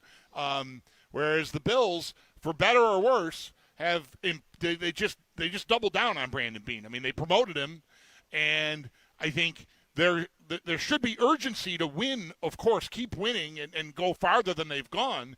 But like I said, if the store is sold out, the store is sold out. I might as well get coupons for later if that's all that's available, which is kind of what they ended up doing, or really exactly what they ended up doing. It's reading as a bad draft if I'm talking about trading down for weeks, which I was, and I've never been. I understand the logic of it, of course, but I'm never one who gets mad. Like, if they like this guy, they want to give up a 4th to go get Dalton Kincaid. Go do it. You just better be right, Yeah. And in this case, I think the opposite was called for. So, the thing about the grading is that I think that community is predisposed to compliment you if you trade down. Like, that's enough to sort of get in good with them. And that's not exactly all of it, of course. You got to still find some players that can help you. That's the job. It gets harder, of course, on Saturday to do that. But, yeah, I wouldn't want to go overboard applauding them for trading down. I think it was called for. But now you got to see if you found any guys that can help you. First of all, nice little subtle shot at Woody Johnson and his ownership there with the kids. Son. Maybe owner's son. I caught that. I don't know if that was intentional or not. Maybe. It was. Thank you. Number 2, did you guys hear that on this note? Did you hear the quote from Brandon, both to us on Saturday and again to Jeremy? They had an opportunity to go from 26 all the way back to the second round. He declined that opportunity. That was a trade he could have made. He said he wanted instead to go down to 28 and then at 28 to 31, obviously. Also Saturday, he told us there was a lot of interest in 26. there wasn't a lot of interest in 28. We know now that was the New England Patriots at 31. They came up. And then there was a lot of interest in 31 again. I think that's fascinating. We can look back in this draft and take that quote and say, was he right or wrong? He could have taken whatever, we don't know the value, right? But we could assume it was less picks, I guess. I don't know. Or I guess we could try and do the math, however it would work. But he did not take one simple trade from 26 to the second round. And he said it was there, and they thought about it. But instead, they wanted to go down just a couple spots and see what was available. And then they did it again, and then they did it again. Let's talk about Skylar Bell. Yeah. So I was watching the Bleacher Report stream when he got picked. Trevor Sikkema and Connor Rogers, both of whom have been on with us a lot. I liked what I got, by the way, from that show, which is the only stuff that I want from the draft, the picks and analysis. No, it's the International Fan of the Year screaming at me, and I don't care because I don't root for that one team, for example. Just, So great to have those guys do that. I thought they were excellent. And they went hours without a break, too, by the way, which we don't even do that. That's intimidating. So they both liked Skylar Bell a lot in a vacuum. What I've read from Sigmund and from, I guess whatever else is out there is it might be too much of an overlap with Shakir in terms of style. Do you see that? Do you see him playing a different role than Shakir where they can both be of value, or is Bell going to bump up against Shakir? They are very similar in that way. They're not the biggest guys. They can run. They're not incredibly blazing speed, but they can run. I see him as an outside guy and Shakir as a slot guy, though. I think he is better on the outside. The things that he does, I think the athletic profile, he fits better on the outside than Shakir does, and I think Shakir fits better on the inside than he does. So I don't see it butting up when it comes to personnel on the field. What I do find interesting, though, is to say, and I asked Jeremy this morning what he thought. If the Bills rolled out right now the ball, they went 11 personnel. That's 3 receivers in the field. Who are the 3 receivers? And I would think, we know more in Shakir. Who's the next one? Is it Palmer? Is it Coleman? I would put Bell third in the pecking order, but I think he has every opportunity to be the next guy. He'll have every opportunity, but I think it's that next outside guy. Who is that? Because I think DJ Moore is going to be outside, Shakir's in the slot, and then you're going to have kind of a battle on what you want. And that could come down to running the ball or kind of just what play you're calling. I do think they're similar stylistically, Mike. I think they're similar body profile, but I think that Skylar Bell is a better outside receiver on on an overall macro level than Shakir would be, and I think Shakir would be a better slot receiver. Boy, Palmer, we never really talk about him anymore. Like Coleman, anytime we want. Yeah. And even in that interview, it's like, shot down rumors or whatever of calls for Coleman. Right. Like anything involving Coleman is a story. Palmer was a pretty good investment. And injuries, there's always that, but are they just going to be done with him or no? Palmer's my guess to your question because they did pay him pretty good. And if he's not hurt, he should come in at or near the top of that list.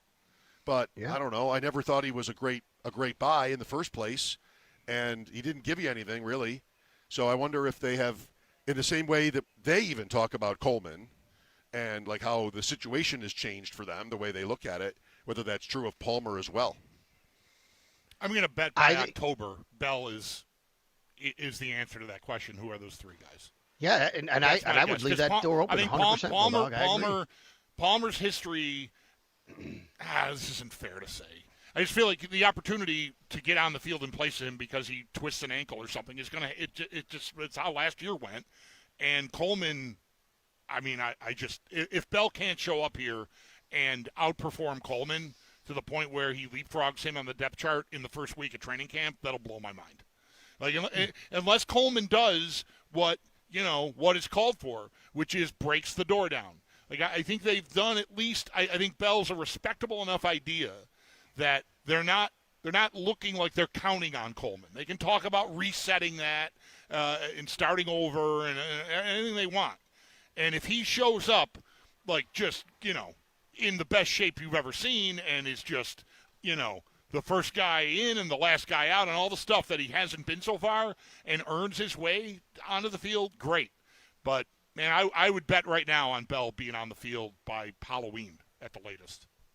As a number one, in that first group of 3 receivers on the field. I wouldn't bet against it. I think it's going to be interesting. Okay, first of all, on Palmer, I really think Brandon Bean likes Josh Palmer and wants it to work out. I think that was his guy, and with everything that happened last year with wide receivers, they went out and got that guy, and he was like, well, we signed Josh Palmer, and I think they believed that he was healthy, and that would have been a bit of a he would have made a bigger difference and played more, and that even that game in Atlanta when they targeted him right away, and then he wound up getting hurt, and he tried coming back. I think, they felt it wasn't like for lack of trying. He wanted to, it just didn't work out. It is interesting to me. We've brought this up. Bell is older than Keon Coleman by a year. I mean, he played 5 years of college football. I know that Keon Coleman's been in the NFL. You could make the argument that Bell is more seasoned, sort of as a wide receiver, and I think that's a super interesting dynamic here when they go to training camp together.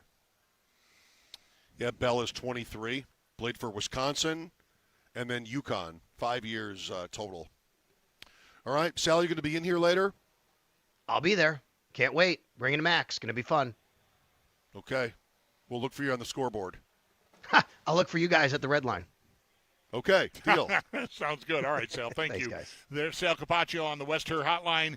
His appearances are brought to you by New York's only outlet liquor. When you need to stock up, it's the place to buy a case. What's your outlet? A lot of flashbacks for me being up here near it's not the Sabre store, that's down on the other end, but this new era setup and the escalators and knowing what it's going to be like in about 2 hours, let alone 3 in here when it starts to get going. Not many setups like this one for them, certainly not in a long time. We know that from the playoff drought, but a chance to knock out the Bruins in 5 here tonight. They'll be favored to do it. 803-0550. We'll talk to Greg Washinsky about their chances coming up at 5. Paul Hamilton and the pregame show at 6. 7:30 for this game. Mike Schopp and the Bulldog, WGR.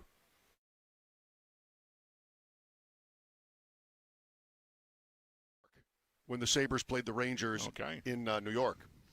I went upstairs because, in our way, as soon as I got here, I got a text that we were upstairs. So I took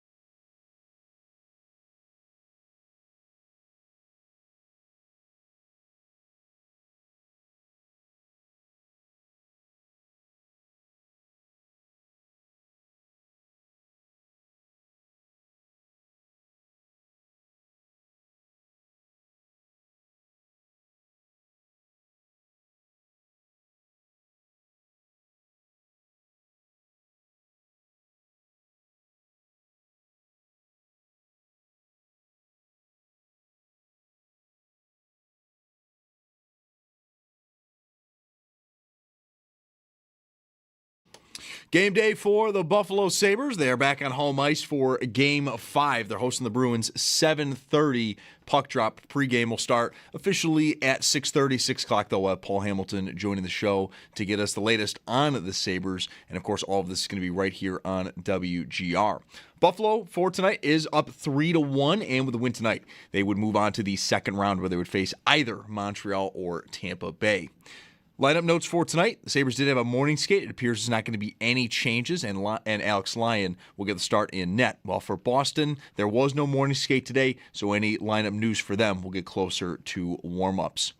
There are 2 other games on the schedule. At 8 o'clock, the Stars host Minnesota. That series is tied at 2 games apiece. And then at 10, the Ducks there in Edmonton versus the Oilers. Anaheim is the team that can advance with a win tonight. And for Edmonton, Connor McDavid is considered a game-time decision. And in baseball, Bison's on the road versus the Rail Riders. First pitch at 6:35. You can listen to that game on our sister station, the Bet 1520. Jays host the Red Sox at 7:07. 7:10, the Mets are home versus the Nationals. And 8:05, the Yankees are in Texas to take on the Rangers. That's your Paddock Chevrolet Sports Headlines. Paddock Chevrolet with you for the extra mile since 1935. I'm Zach Jones for Western New York's Voice of the Fan, WGR.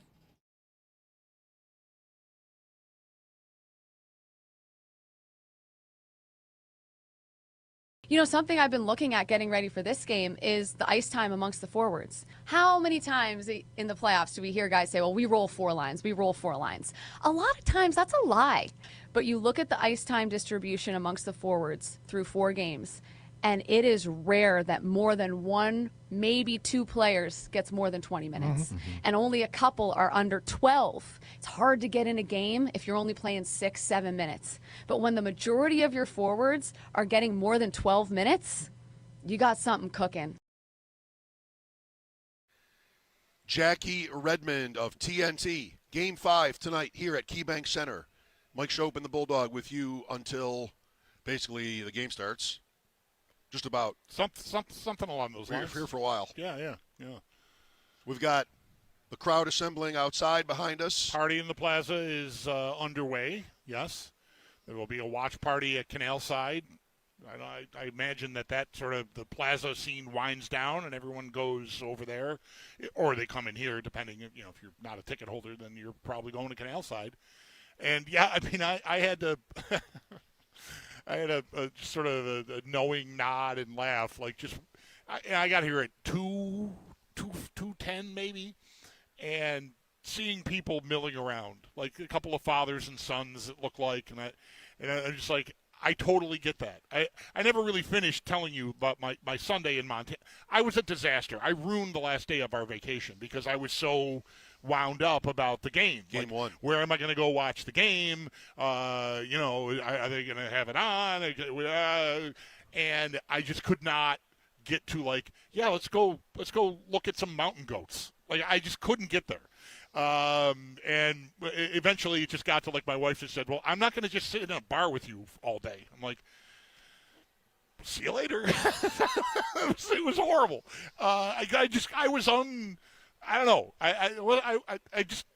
Unhinged is too strong, but I just could not.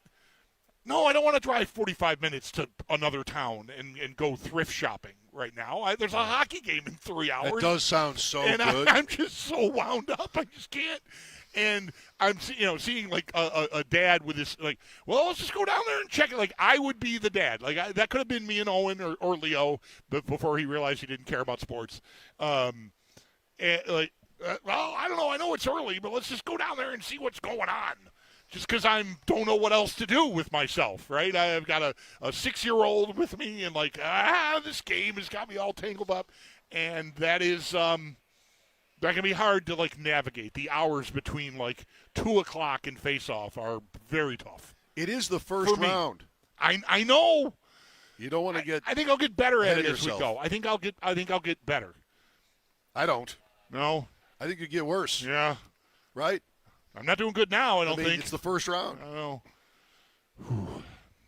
These guys have me in such a relaxed state of mind. I almost can't believe it. Yeah. It's both that they just look so good. There's not really a weakness with the Sabres. I mean, the power play isn't good.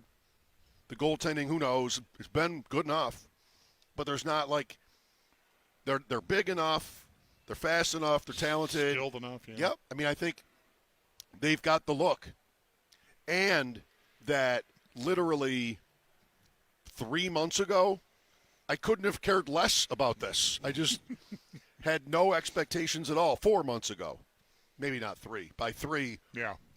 It was percolating 3 months ago, I think. I mean, 4 months ago, they won 10 in a row now, so it's even more than that, probably. By then, you got to pay attention. Yeah. But I think that is still recent enough where I don't feel like any stress. I think it'll come.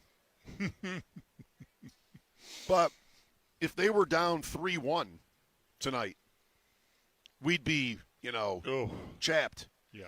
But I don't know if I would feel like mad about it. There'd be plays that didn't go right, and we'd have that, like in 2010 with Boston or other series, and that could still happen, but you have those, those moments. I don't know.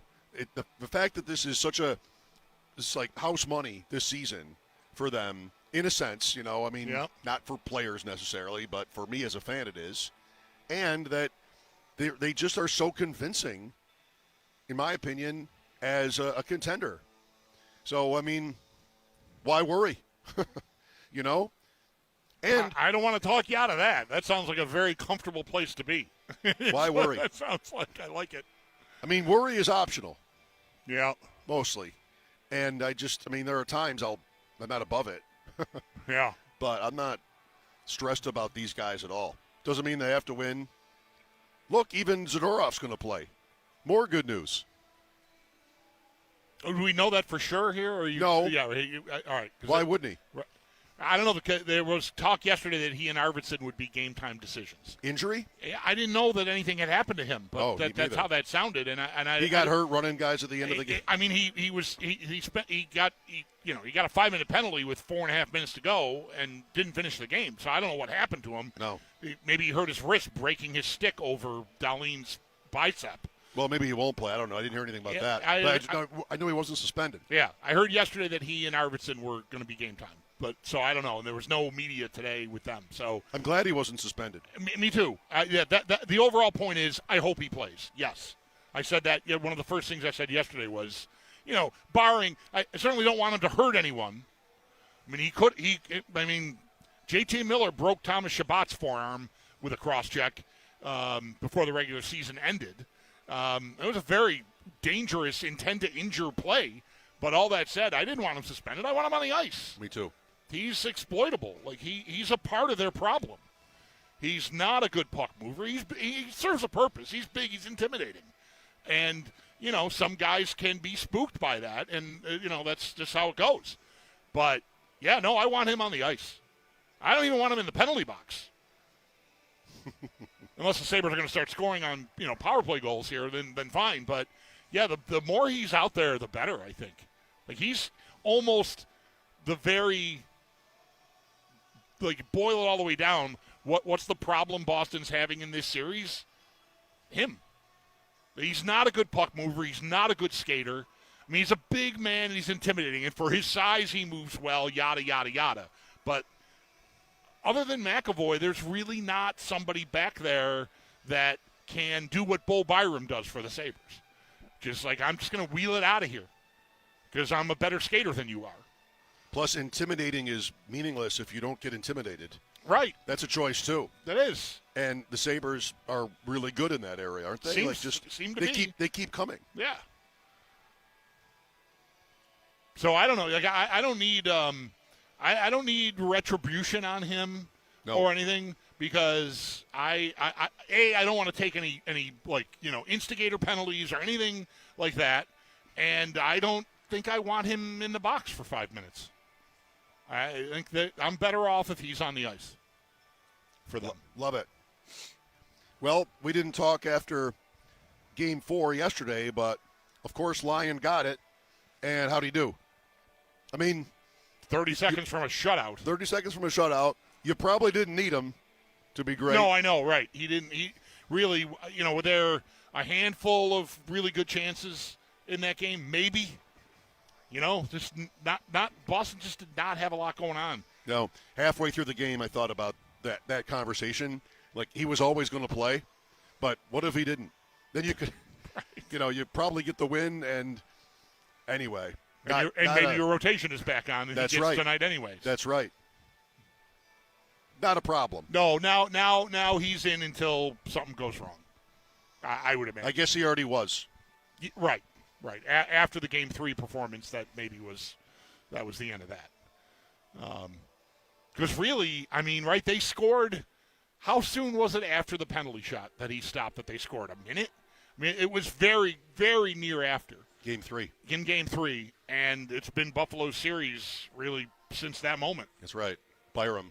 Not that it already wasn't, whatever, but still, they were trailing, and Byram got them on the board, and Lyon made that big save on the penalty shot that preceded it, and they've been rolling kind of since. The Sabres may have tilted Boston's goalie. I think they may have. Yeah. I still haven't gotten anyone who knows for sure, but I felt like it was definitely possible. I got to stop short of saying likely that he pulled himself in that game, because he did not get pulled after the 6th goal. They played for another 30 seconds, and there's a TV timeout. Right. And he skated over. The way it was told to me, the people that watched it happen, like Paul saw him yelling at the bench, but by then Korpisalo was already putting his gear on. That one Boston media that they watched Swayman skate over there during the TV timeout, say something to Korpisalo, and Korpisalo just started getting his gear on. That looks like the goalie saying, "Yeah, I don't care what he wants me to do." The coach, you get your stuff on. I'm done. I brought up the story of Patrick Waugh just before that. Oh, really? Yes, at home. Wow. Like, we are maybe approaching Patrick Waugh territory, because that is a game where the goalie might feel like he's been forgotten. Yep. It doesn't have to get pulled, but my goodness, they can't even generate anything on offense. It looks like you're just leaving him out there. And maybe that is what happened. And his yelling across the bench was reminiscent of that with Waugh when he left the Canadiens. Yes. I'm never playing for you again. Right. I don't think we got that far. No, I don't think we got that far, but there could definitely be some friction because he pulled himself out. The guy, I know what they'll say, Paul, we let him down and we hung him out to dry and all the other stuff that you say, but I don't know, man. It should, maybe I'm all wet on the speculation, because if he had done that, it probably would be a bigger story and it would be known, and it doesn't seem to be, and I doubt everybody just forgot about it. So, I don't know, but it looked like that. You got to put he's the reason we're here on the list of comments. Right. Yeah, we wouldn't be here without him. We'd have no chance without him. Yeah. We'll talk more about the Sabres and the Bruins Game 5 here at KeyBank Center tonight at 7:30 with Greg Washinsky from ESPN coming up in about 20 minutes. Mike Schopp and the Bulldog, we're up on the 100 level, top of the escalators to your left if you're lucky enough to get in tonight. This is WGR.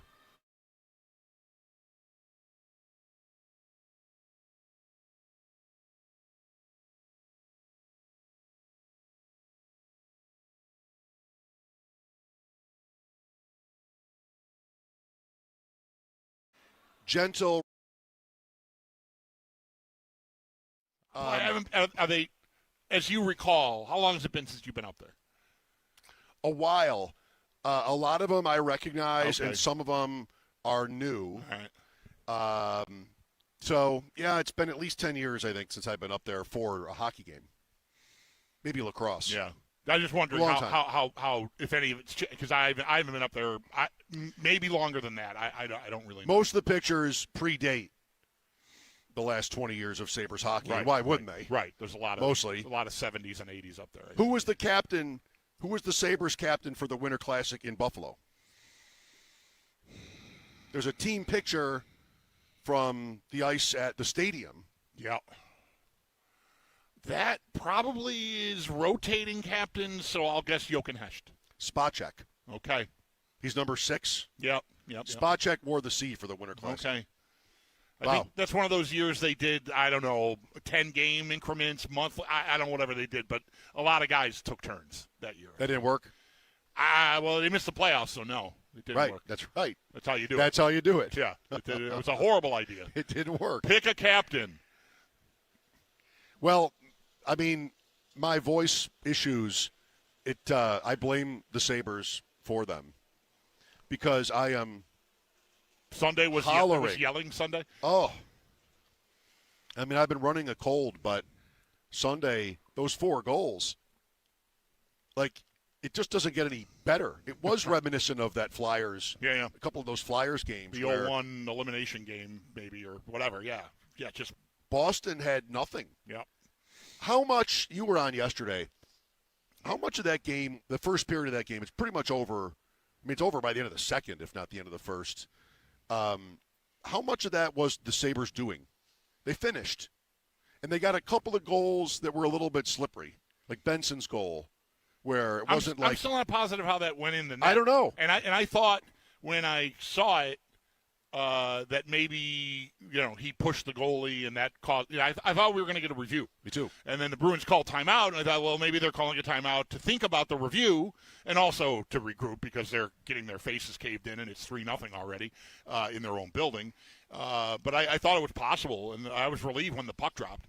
I mean, I think they were just. To me, it was reminiscent of Game 1, just with goals. Like I thought Game 1, they started like that, and just didn't close. So, I mean, I give them credit for finishing. I mean, that's a part of the game.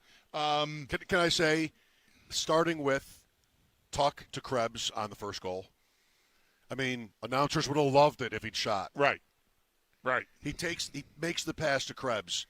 And, all the narrative stuff you want about whether the Sabres are tight, whatever, they won Game 3. But anything you would want to attach to that if, he takes the shot and Swayman makes a save and, all right, you can't let the goalie get rolling, whatever. Mm-hmm. Instead, what? I mean, just like an easy pass across. Yep. Krebs buries it. Wasn't a gimme. No, and wasn't a gimme. Tuck did a good job of holding Swayman. Like, he sold shot pretty well, I think, Tuck, on that play. Like, he just the way he moved his body right before he passed it, I think, gave the impression that the shot was coming. So, on a play going across like that, goalies left to right, a fraction of a second can be all you need. As it turned out, I think, if I remember right, Krebs shot that, and it went in over Swayman's shoulder, like middle of the net bar, like right under the bar. Mm-hmm. So, like, he picked a corner. But Krebs did a great job to finish, and Tuck, I thought, just did a really good job to subtly freeze the goalie just long enough. And Thompson starts it. Then you have Doan on the heels of the power play for 2. Then you have Benson, and you're off to the races. But I got back to that I really liked the Boston radio broadcast after the first period of Game 3, and I was back in my car at that first intermission on Sunday and wanted to hear them. And it was the same 2 guys. Bob Beers. I believe that somebody tweeted at us that Bob Beers is the color man on that. He was so good. And on Sunday, I mean, he was merciless. Just like, at one point he said, Florida, something to the effect of, Florida does this to us, but they force you into it. As if, like, the Sabres really didn't force the Bruins. And I thought he was probably mostly right. That it was just, I mean, think of McAvoy. What goal is it? 3? McAvoy behind his net at 2-0 or even 3-0, whatever goal it is, the Sabres score off of that. I think it's the Benson goal because he's just sort of standing there and he's got nothing. You're in here for Sabres games and you sort of see that stagnancy. The defenseman doesn't have a play and, everybody's just sort of circling around and the crowd starts to get restless. There's McAvoy behind the net. He doesn't go. He just waits and waits and waits and then plays the puck off the wall on the right wing, if I remember the play correctly. And it sort of gets bounced, and then it's in. And, like, that to me was, I would have said what the Boston announcer said to that. Like, that was an unforced error? Yeah. Yeah, I think there was plenty of that. Not to say the Sabres don't deserve credit. I mean, they buried them. Yeah. And they look as good as we could have hoped for. I think it's a lot easier to have your opponent make mistakes when you're constantly pressuring them, i.e., even if you're not pressuring them, they still might feel like pressure's coming. So the Sabres were on them, I think pretty hard. Maybe not on that play, but I think if you're playing that way, you can rattle even the best player. You say, I don't have time. I don't, whatever. I got to just, guys got to try to get it out of here and just carelessly throw it away. I think it's also pretty notable. I don't know schematically what they've done, but you remember talking about those long passes off the glass that were turning into breakaways and 2-on-1s? That's gone away. As much as I, for one, enjoy the friendly confines of the Just Call Jed Studios, we are not there today. We are instead in the KeyBank Center for the hockey game. This will do. I'm settling in. It feels really, really nice to be back here doing this. Is there I know it's really been elevated, a concessions store item that involves that Alka-Seltzer orange fizzy medicine, where you just plop a couple of those in the water and take it? I walked 'Cause I'm out. I walked the entire 100 level, and I did not see an Alka-Seltzer or any other medicinal type kiosk.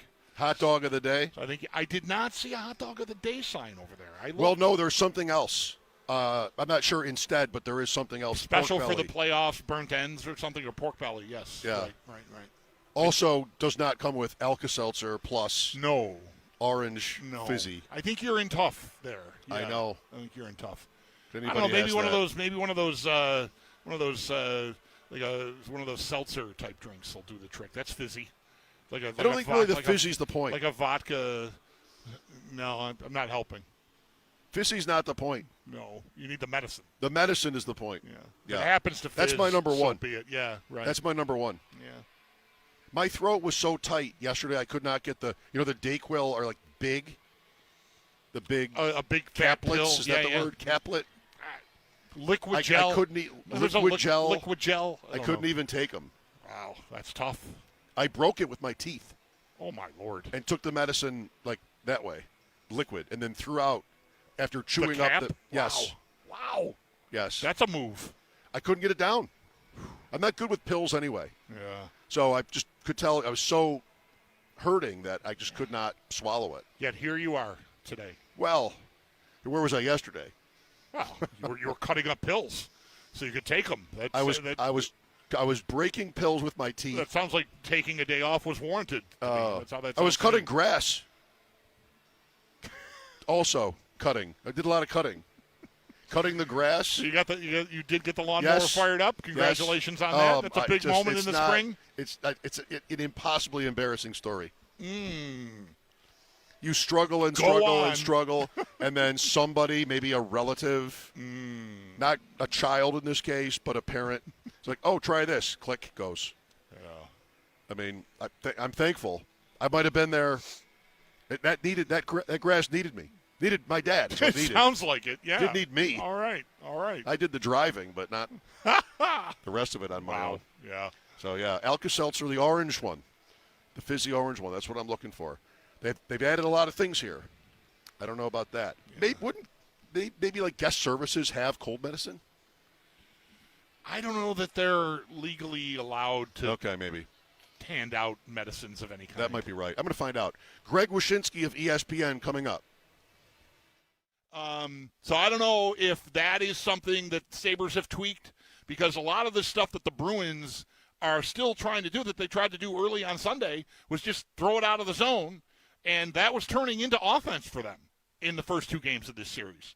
And it just has not happened in games 3 and 4. I hope I'm not overstating that. I don't know that they haven't had any odd man breaks off of those plays, but it's just not at anywhere near the frequency it was happening. It happened like 10 times in the first two games. Between breakaways and odd man rushes, it was terrible. I bet by at least the middle of game 2, if not just for the third period, that would have been scrapped.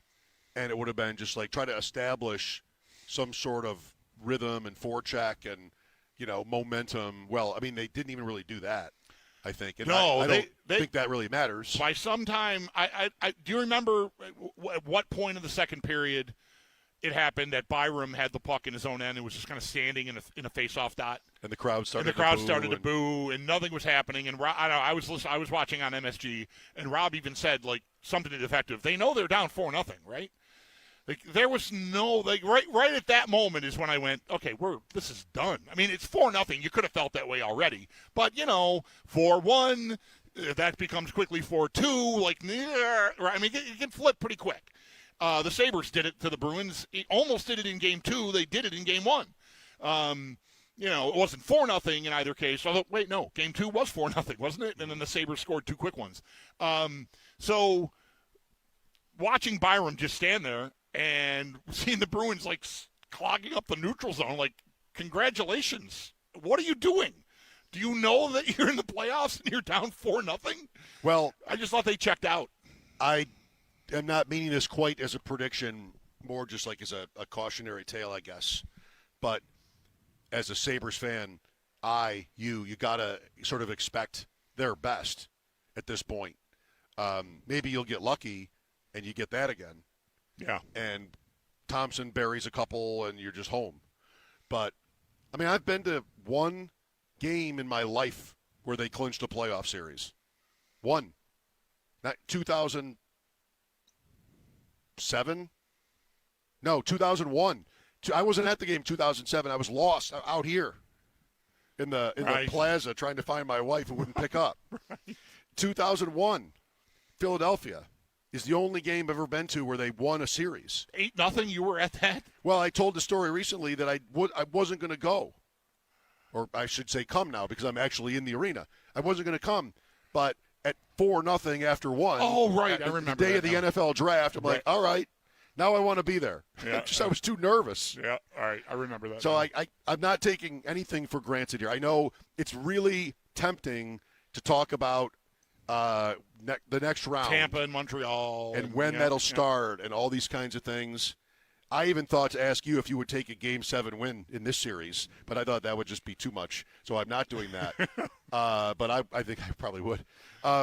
No, like it's easy and tempting to get there, but my mantra to myself this last few months with them is to not even look a minute ahead.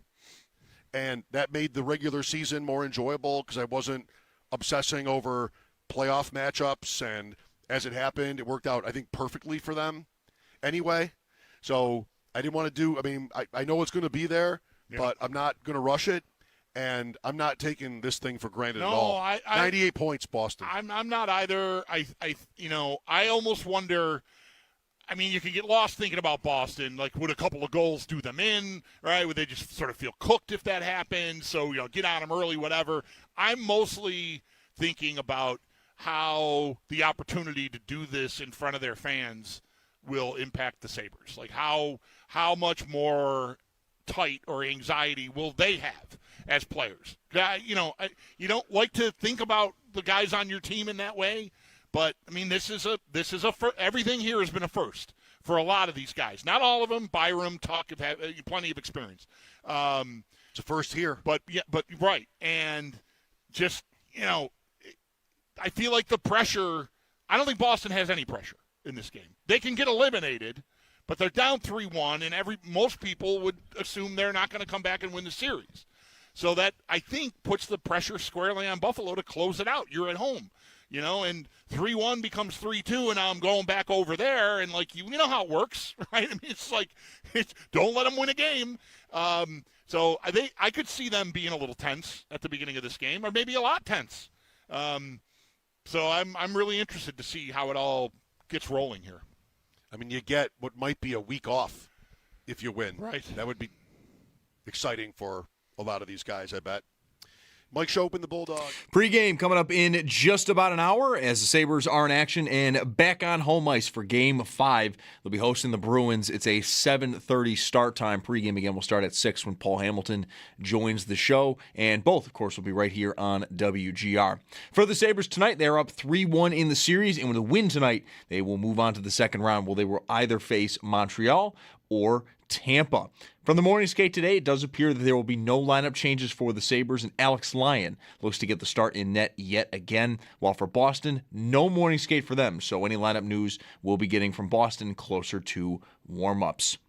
Around the rest of the league, we do have 2 other games on the schedule. At 8, the Stars host Minnesota. That series is tied at 2 apiece. Then at 10, the Ducks are in Edmonton versus the Oilers. Anaheim can advance tonight with a win, and some bad news for the Oilers. Connor McDavid is considered a game-time decision. In the NFL, we have more fifth-year options being exercised. Patriots with cornerback Christian Gonzalez and the Chargers with wide receiver Quentin Johnston. And then in baseball, Bison's on the road today versus the Rail Riders. First pitch at 6:35. And you can listen to that game on our sister station, the Bet 1520. While in the majors, the Blue Jays host the Red Sox at 7:07. 7:10, the Mets are on the road versus the Nationals. Then at 8:05, Yankees are on the road. They are down in Texas to take on the Rangers. That's your Paddock Chevrolet Sports Update. Paddock Chevrolet with you for the extra mile since 1935. I'm Zach Jones for Western New York's Voice of the Fan, WGR.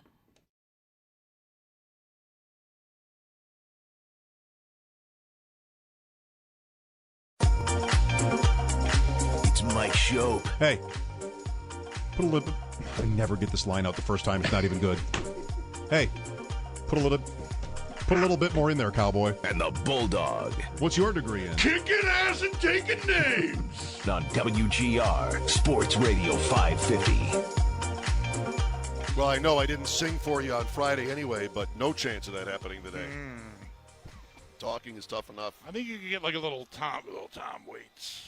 You get a little growl out of you. Maybe. John Hyatt. Yeah, I don't know. Should I try Adios to California while we're here for this occasion? Is there an Adios to Boston? Please come to Boston. Oh. You mentioned that song on Friday. I did. I don't know what we were talking about. New England ballads, I think. Paul was spending a weekend in New England. Right, okay. That's how it started. Right. And who doesn't love those? Ballads and weekends in New England. Oh, a little B&B. Some antiquing. Yes. Hurry up and introduce 45-minute drives to thrift shops. Will you please hurry Only they're only 5 miles away. Greg Washinsky of ESPN, kind enough again to give us his time here on this momentous occasion. At least we hope so. Greg, we're in the arena already for Game 5. The Sabres have an opportunity they have not had in a long time, as you well know, tonight. Well, I certainly hope you're not singing "Shipping Up to Boston" after tonight's game, because that'd be sad. Hey, listen, I picked the Sabres in 5, man. I'm all about the closeout tonight. My concern is that the Bruins really kind of hit rock bottom last game. You know, like the magnitude of the loss, Swayman yelling at the bench, McAvoy losing his mind in the locker room. Like it's the kind of nadir effort that gives you a little bit of pause, because Boston has a penchant for bouncing back after hitting rock bottom like that. So I'm a little concerned about a little thing called pride carrying the Bruins tonight, but we'll see. I think the Sabres have already proven they've got a bit of eye of the tiger in this series, and we'll see if that continues tonight. Yeah, I mean, they certainly are capable of regrouping and putting forth a better effort than they did on Sunday. I mean, they just, by midway through that game, Greg, I mean, they weren't even trying to forecheck. They were just hanging out like it was a tie game. And it was really, really strange. But, yeah, maybe all the yelling will rectify that, or maybe if the Sabres score first, Boston will just want to get on the bus. Yeah, fold like a house of cards. Like, the thing about the Sabres right now is they are, I mean, and maybe part of this is the lackadaisical defense at times by the Bruins in this series, but the Sabres are just like destroying offensively. like they're shooting 14% at 5-on-5, which is an absurd number. Their expected goals at 5-on-5 per 60 minutes is around 2.8, and they're scoring around like 4.3. Like every metric you can find right now, one, shows them absolutely schooling the Bruins in this series from an offensive perspective. And then also just being the best goal-scoring wagon in the league right now. So, again, all the metrics, everything points to it being tonight's the night. But again, the Bruins will probably have to have something to say about that. You never know. We're well past the conversations about how big of a surprise this is, I suppose. Although for me, it still feels pretty recent that to make this all happening, just sort of almost shocking. But you've joined us at other times leading up to this, and you've talked about sort of your, if you will, evolution coming to take the Sabres seriously, and not always were their numbers so promising. They do need to get the power play right eventually here, Greg. They do not have a power play goal. I mean, I think they do, right? Has anybody ever won a Stanley Cup without a power play goal, Bulldog? You would know. I mean, I think eventually they need to do that. But like you're saying, otherwise things are looking good. I mean, the fact that it's April 28th and we're on the radio talking about the Sabres and none of us until this moment have mentioned the draft lottery tells you how surprising this all is. But yes. No, man, listen, the power plays are cyclical. I'm not too concerned about that. That's just going to be, something where, a week and a half from now we're talking about how they've scored, 3 times in their last 8 power plays or some such. It's just, the things that I was concerned about throughout the winning streak and earlier in the season, I'm less concerned about now because I think their numbers since the Olympic break where I saw an uptick in some of those metrics that I was a little bit concerned about. But really, like the things that they've done well this season have kind of held through the postseason. So, when they've needed it, Alex Lyon puts on his superhero cape and flies in and saves the day.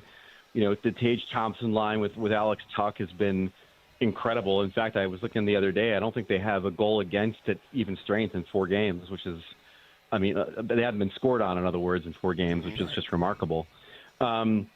And the depth has sort of been flexed in this series as far as like what the totality of the roster can do.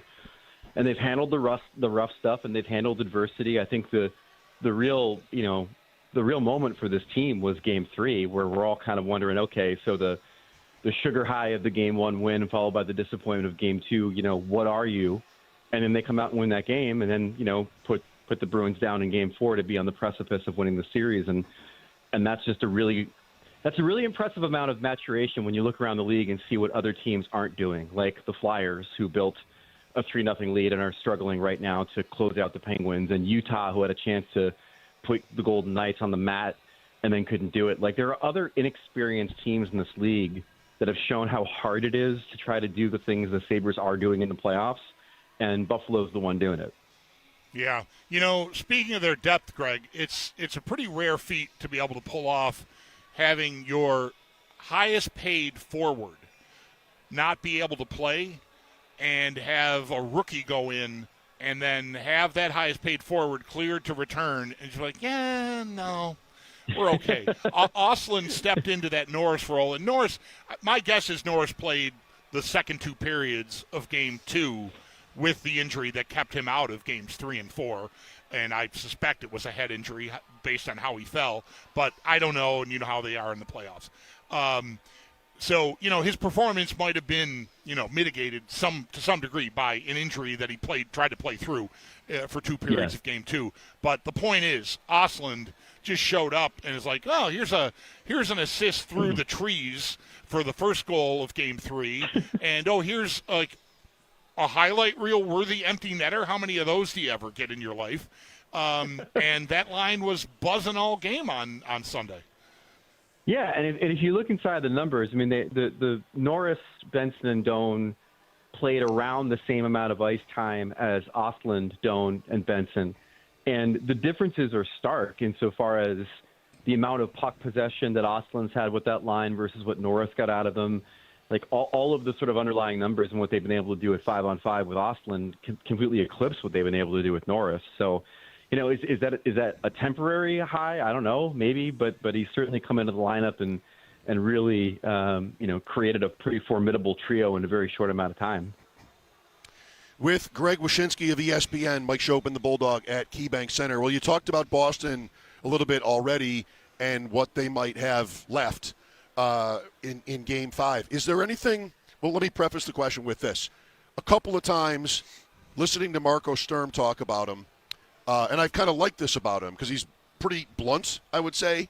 Before the series, he talked about the Bruins being more physical, which I don't think was provable, but at least he said it. He tried that. Then at some point over the weekend, he talked about, well, something to the effect of, we don't have the high-end skill to play, a certain way, the way the Sabres do or whatever it was.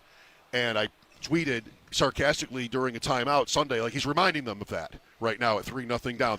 They're not good enough. I don't know. Do they have a move tactically that you see?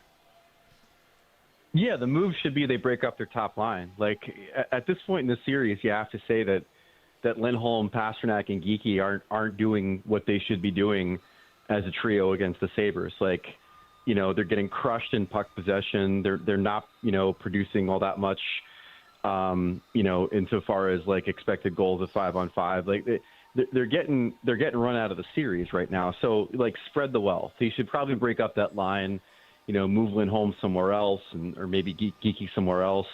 And then, in like you said, I mean, if we're going to believe the premise that the Bruins are at a complete talent deficit in this series, well, then don't put all your talent on one line. That's kind of the life lesson I would have for Marco Sturm.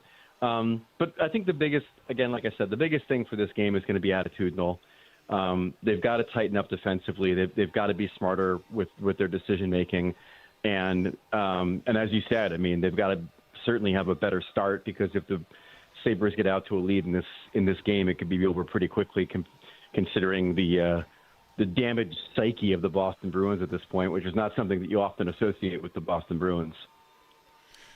How much friction do you think there could be, or do you know if there is any, around how Swayman handled himself on Sunday? Because certainly on one hand you can go, it's completely justified. Because they were DOA in the game, and he's stuck there in the net, bearing the brunt of it, and it's 6-0, and they went to a TV timeout at 30 seconds after the sixth goal.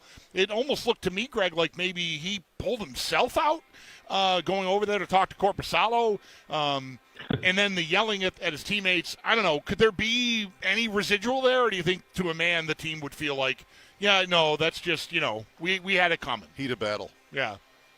Yeah, it could be we had it coming. It could be he's right. It could be, hey, this guy is a main reason why we're even in the playoffs. It could be a lot of those things. I'll admit I don't have any inside information on this, because I've been traversing the state of Pennsylvania for the last week or so, covering the Flyers-Penguins series for ESPN. But, it could also just be him trying to fire up his team. And there could be a net positive to him barking at the bench and knowing where the TV cameras are when he barks at the bench. But it could also just be, hey, buddy, hold up your end of the bargain. It's not all on us in this game. You've got a little bit of responsibility on it too. Greg, I indulge myself by asking you this, but we've talked to other guests and friends around the country, around North America, that have totally kind of fallen for what the Sabres vibe is here in Buffalo of late. I'm not expecting you to say you're falling for them, but I want to think that you think it's coming across pretty well. Oh, God, no. We've been waiting for this moment forever. We've talked about this before, like the idea that the minute the Buffalo Sabres returned to the playoffs, there was going to be interest. The minute they manifested as a contender, I mean, everybody who kind of like left the fold during the dark days was going to come back and throw on their ill-fitting jerseys and celebrate this team's resurgence. And that's exactly what we've seen, not only in Buffalo, but obviously they've traveled to Boston. I imagine whoever they play in the next round, you're going to see a lot of Sabres fans there. I saw a Sabres hat in the Pittsburgh airport this morning, which, okay. That's what we're dealing with now. It's not a shock to me that this is what's happening, or that the enthusiasm on the ground, whether it's the Blade Gang or the way the fans are showing up early for games or what have you, is just off the charts right now. And it's exciting and it's awesome. And it also reminds me that, like, it's not just simply winning, it's how they win. They're a very exciting team. It reminds me of when the Capitals, first got Ovechkin, and it wasn't simply like the team became successful again. It was just like, it was fun to be a fan of that team. It was fun to root for that style of hockey and the way they played. And so, it's not the 95 Devils right now. Like, being a Sabres fan and getting on this bandwagon also means that you get to, lose your mind when they score a goal, because they score a lot of them. And that's part of the fun, I think, is the way that they're winning these games. Greg, do you have any thoughts on how the Sabres have handled goaltending here? Toward the end of the regular season, we speculated about whether they would want to pick one or the other because they really had a hard alternating system all year long, and even a third guy at times, Colton Ellis, who served them well when they needed it. We thought they would want to settle on a guy. They did. It was Luukkonen, and he had an awful second period in Game 2, and Lyon has gone in. And I guess right now it feels to me like Lyon's net until, I don't know if he gives – we certainly don't want to bet on him giving up a 100-footer like Luukkonen did. But until something derails it, it looks like it's Lyon's net. How do you feel about how they've handled the goalies? I think he's handled them well. I mean, like you said, Ukko-Pekka Luukkonen, and I just wanted to say his full name to let you know that someone Thank at you. ESPN As can an say his full ESPN name. employee, we appreciate you. Yes. Rightfully, I think gets the first look. But, I mean, it's been a tandem all year, like you said, and they've both contributed to the Sabres having the third or fourth best goaltending in the league. What you're saying is true. Teams that have a successful tandem in the regular season usually do settle on one guy in the playoffs. That's traditionally how it's been done.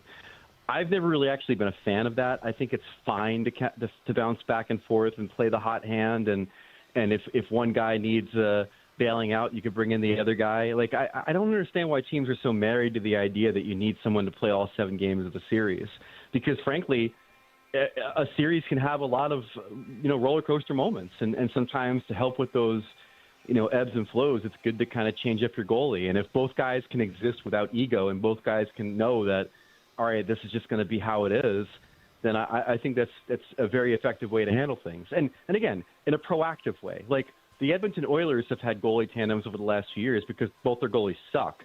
And if you've got 2 good goalies, then you can be proactive about it and just know, if one guy has a rough night, you can bring in the other guy, and that doesn't mean the other guy that you replaced disappears into an abyss.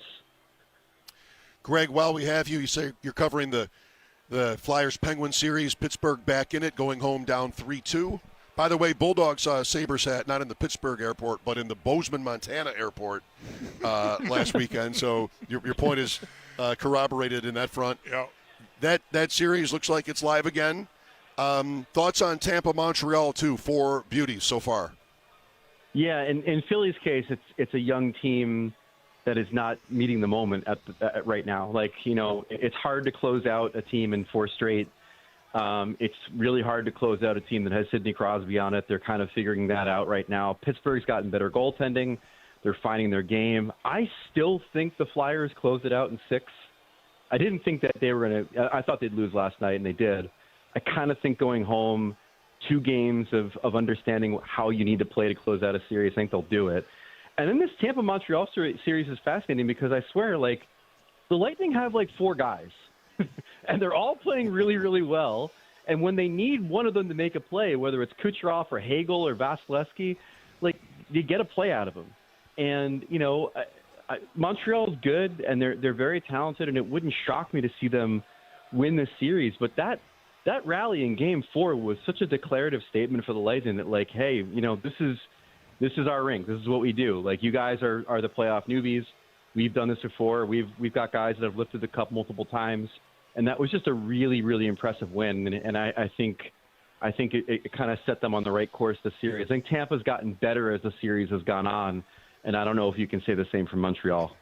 Yeah.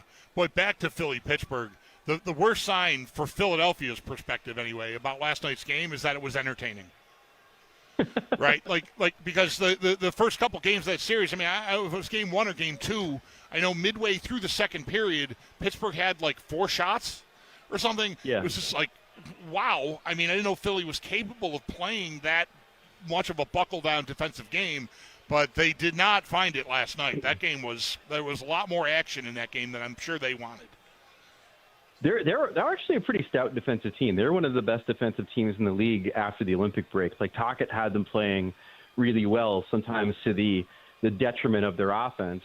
But I think they wouldn't mind entertaining if it's entertaining like Game 3, where there's a fight after every whistle and Gritty is throwing a Pittsburgh Penguins dummy off the second balcony of the arena. That's the kind of entertaining the Flyers want, and it's not the kind of entertaining the Penguins have been willing to allow them to have. And that's why the series has turned. I think Crosby and those veterans said, hey, look, we can't engage on their terms like that. And ever since then, plus some good goaltending, they've really kind of gotten back into the series. Thank you, Greg. We're really excited here for this game tonight. Hoping for the best. Great crowd out here already. Weather is pretty warm, 60. Lots of people outside. They won't let them in yet. Still not time for that yet. 10 minutes. Right. We're Bulldogs over here pointing down at them, like taunting them for not being allowed into the building yet. I feel like that's a little much. That's my style, Greg, though. Yeah. Yes. You know me. Yes. Thank you, Greg. Anytime. Greg Washinsky, ESPN. So, no, I don't want to hear that shipping up to Boston. But I will admit, before the series started, I got pumped with dirty water. Oh, okay. Yeah. No real psychology or anything here. I'm not sure if that was bad form. But I thought about Boston, and I thought about that song. Yeah. It's not really a Bruins song, is it? No, they still play it, I think, after Red Sox wins. So hardly ever this year. You never hear it. Right. You needed to be at my house. Right. But I kind of love it. Yeah. The Standells. So it's a good dirty riff. It's a cover. Yeah, I think the original London. It's been so long since I have thought about the lineage of this song. But I think the original was by a group called the Inmates. Okay, yeah. And then London. River Thames. I don't even know. So thank you. And I remember as a teenager listening to rock, 97 rock radio. There being, and I think they did this for a lot of different like there was a Buffalo version. Like you would hear that song on radio here, and instead of "Oh Boston, You're My Home," it would say "Oh Buffalo, You're My Home." They made a version of it for each. I don't know how many markets they did for. I never again read about it, but I just know that I used to hear that here. What do they play? What do they replace River Charles with?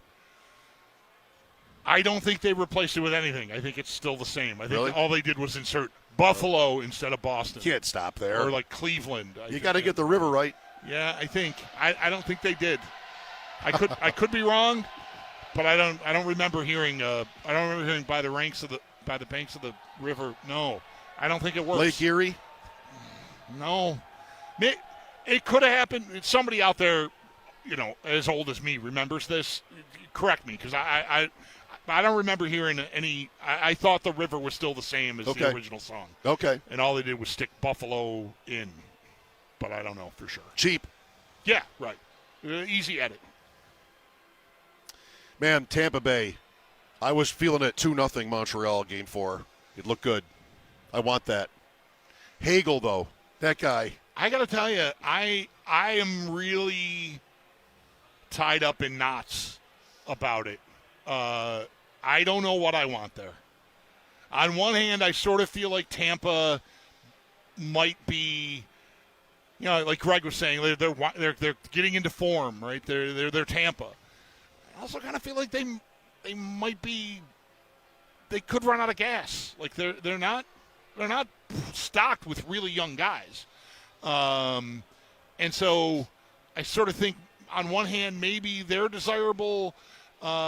Because I think they could just be vulnerable in that way, and Montreal seems more like Buffalo to me. Like it's young guys, and it's like we don't know what we don't know. We're young and dumb, and like pressure, what pressure? And I'm now I don't know who I want to play there.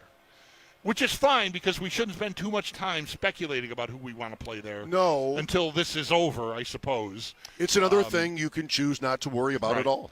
But I really don't know what I want there. Okay. I feel like it's really close. It's closer to me than it was when the playoffs started. It was like avoid Tampa. Somebody take Tampa out. I don't want to play Tampa, at least not in the first round. If I'm going to have to deal with them in the second round, well, that's just how the playoffs go. Now it's a lot tighter to me. Like I flip a coin. I really think either one is just going to be. I think they'll be very different series. But I'm not dug in on who I think is the better mark yet. I respect it. I want Tampa dead. I got no problem saying that. Those guys are talking about the second round. How dare they? Don't they know? Game 5, Sabres and Bruins, a little more than 2 hours away. Paul Hamilton will join us at 6. We're here for your calls at 803-0550. Mike Schopp and the Bulldog from KeyBank Center. This is WGR.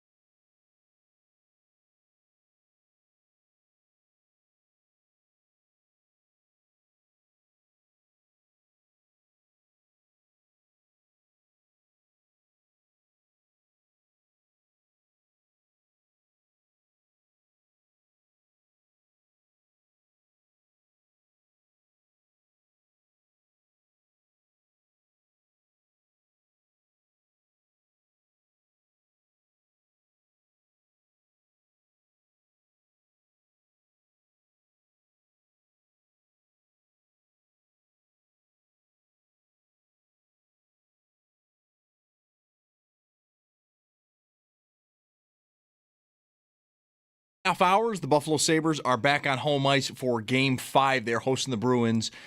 Puck drop a little after 7:30. Pregame again starting at 6 o'clock when Paul Hamilton joins the show. And, of course, both are going to be right here on WGR. But for the Sabres tonight, they are up 3-1 in the series and can advance to the second round with a win tonight. If they do advance, they will face either Montreal or Tampa.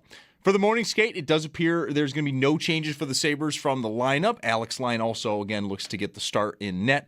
While for Boston, there was no morning skate, so any news on their lineup and any changes there will get closer to warm-ups. In the league, there are 2 other games tonight. At 8 o'clock, the Stars host Minnesota. That series is tied at 2. Then at 10, the Ducks are in Edmonton versus the Oilers. Anaheim can advance tonight with a win. Connor McDavid is considered a game-time decision for the Oilers. Then in baseball, Bison's on the road versus the Rail Riders. First pitch at 6:35. You can listen to that over on our sister station, the Bet 1520. And then in the majors, the Blue Jays host the Red Sox at 7:07. 7:10, the Mets are home versus the Nationals. And at 8:05, the Yankees, they take on Texas down in Texas. It's Paddock Chevrolet Sports Headlines. Paddock Chevrolet with you for the extra mile since 1935. I'm Zach Jones for Western New York's Voice of the Fan, WGR.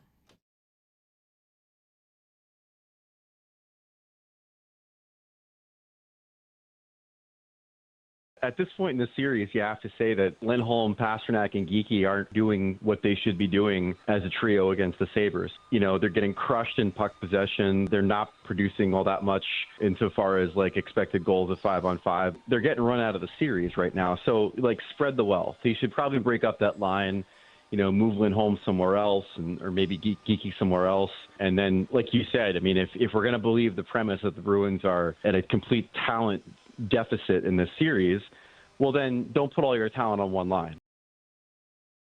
Washinsky, report from Amelie Benjamin, formerly Boston Globe, now with the NHL, says Arvidsson will not play tonight for Boston. Left Game 4 fairly early with an injury, out for the game. Didn't even make the trip, she says. Oh, then he's definitely out. Yeah, there's no way you can. There's no turning that around. It's too late. Yep, that's exactly right.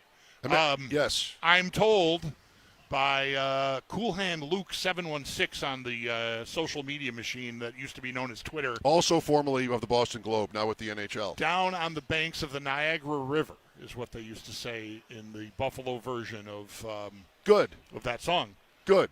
Dirty Water. So don't bother I if don't you're remember not it, but thank you, Cool Hand Luke. 716. You got to go all the way, and that's really not even going that far. No, it's not. The rest of the words hold up without it. Didn't remember it that way, but like I'll take Cool Hand Luke's word for it. Why would he lie? No, I don't exactly. I would really. Why would he lie? I would really struggle to find the motivation to mislead me about this information. Yeah. No, right. And he knows that we're broadcasting. I've got a new bracelet. I see. Where did that come from? I'll tell you. Do we have viewers today?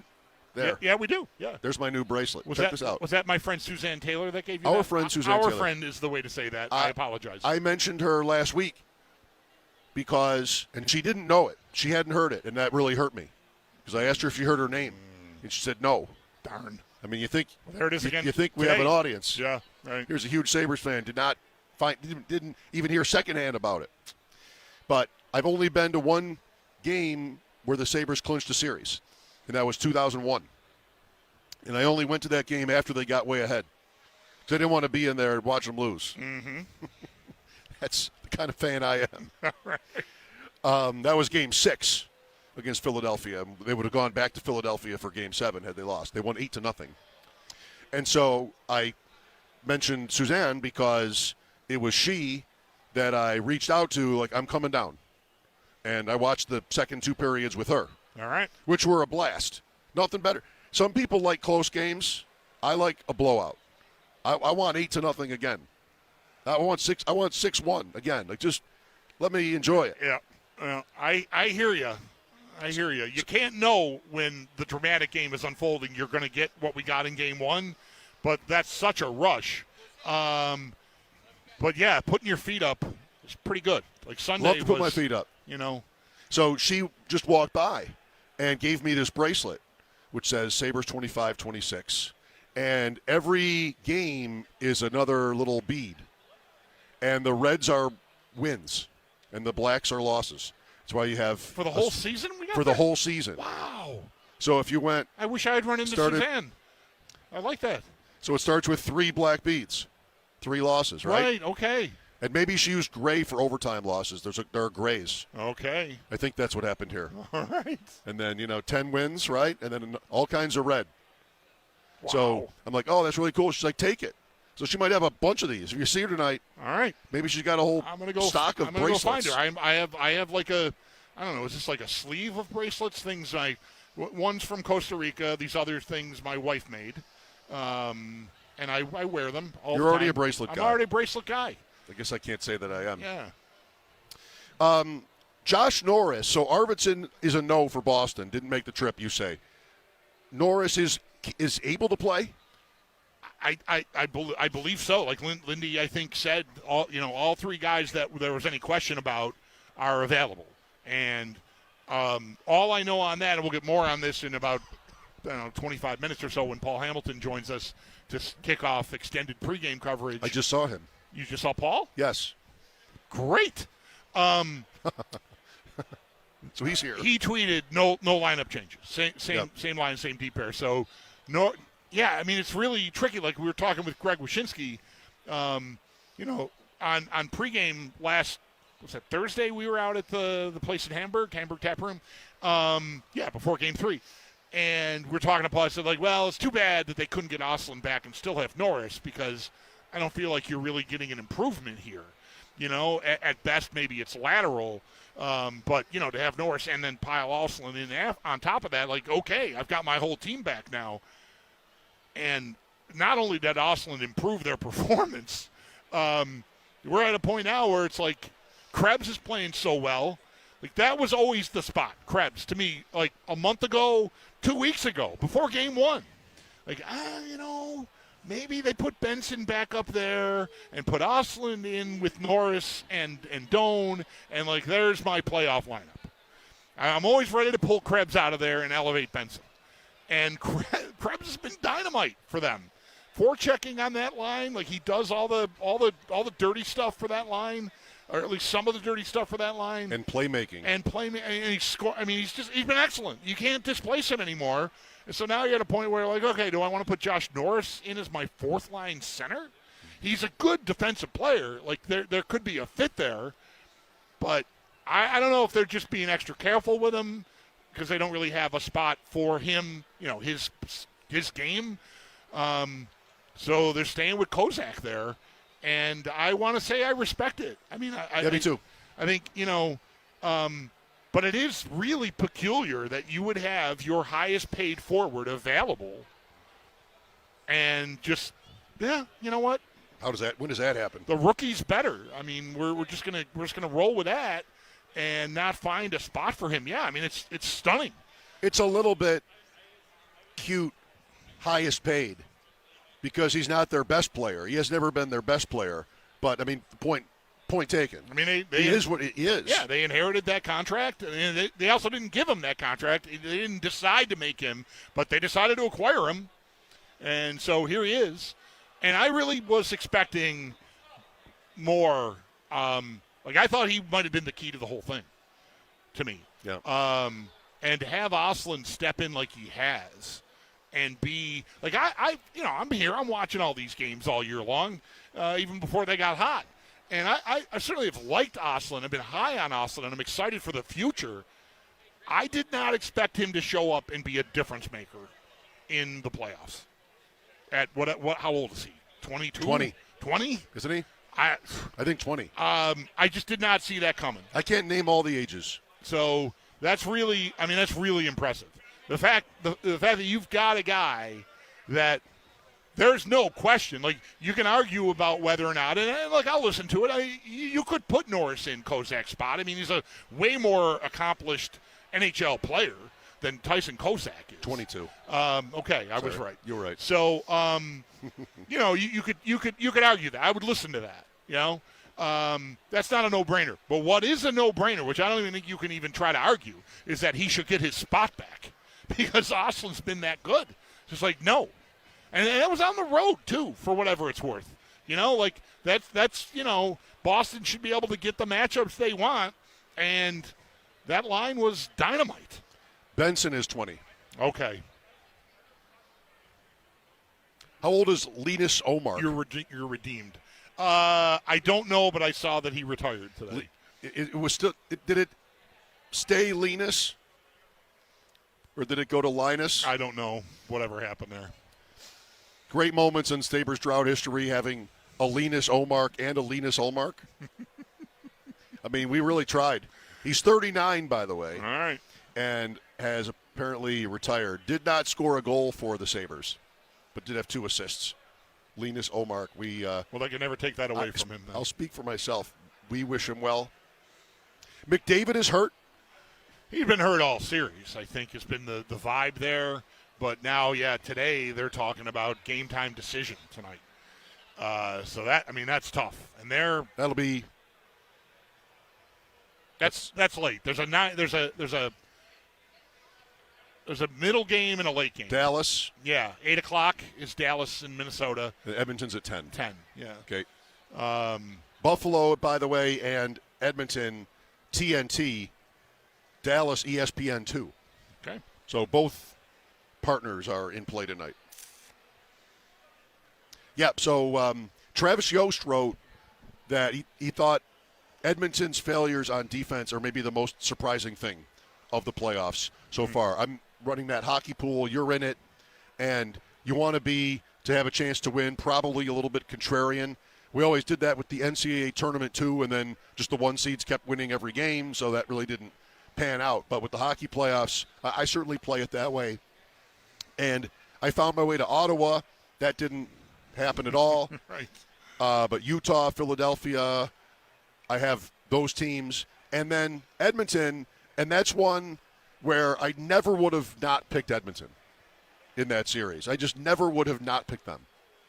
I mean, you have to work a little bit on an upset. Mm-hmm. Whether that could have been Boston. I wouldn't have picked Boston either. I didn't think they had the goals. But although I went with Ottawa, I guess. But I never would have picked Anaheim. That would have been a very tough pick to make. I think Anaheim, right? It's not like incredible. They can score. I mean, they had. I really wondered about their ability to contain Edmonton.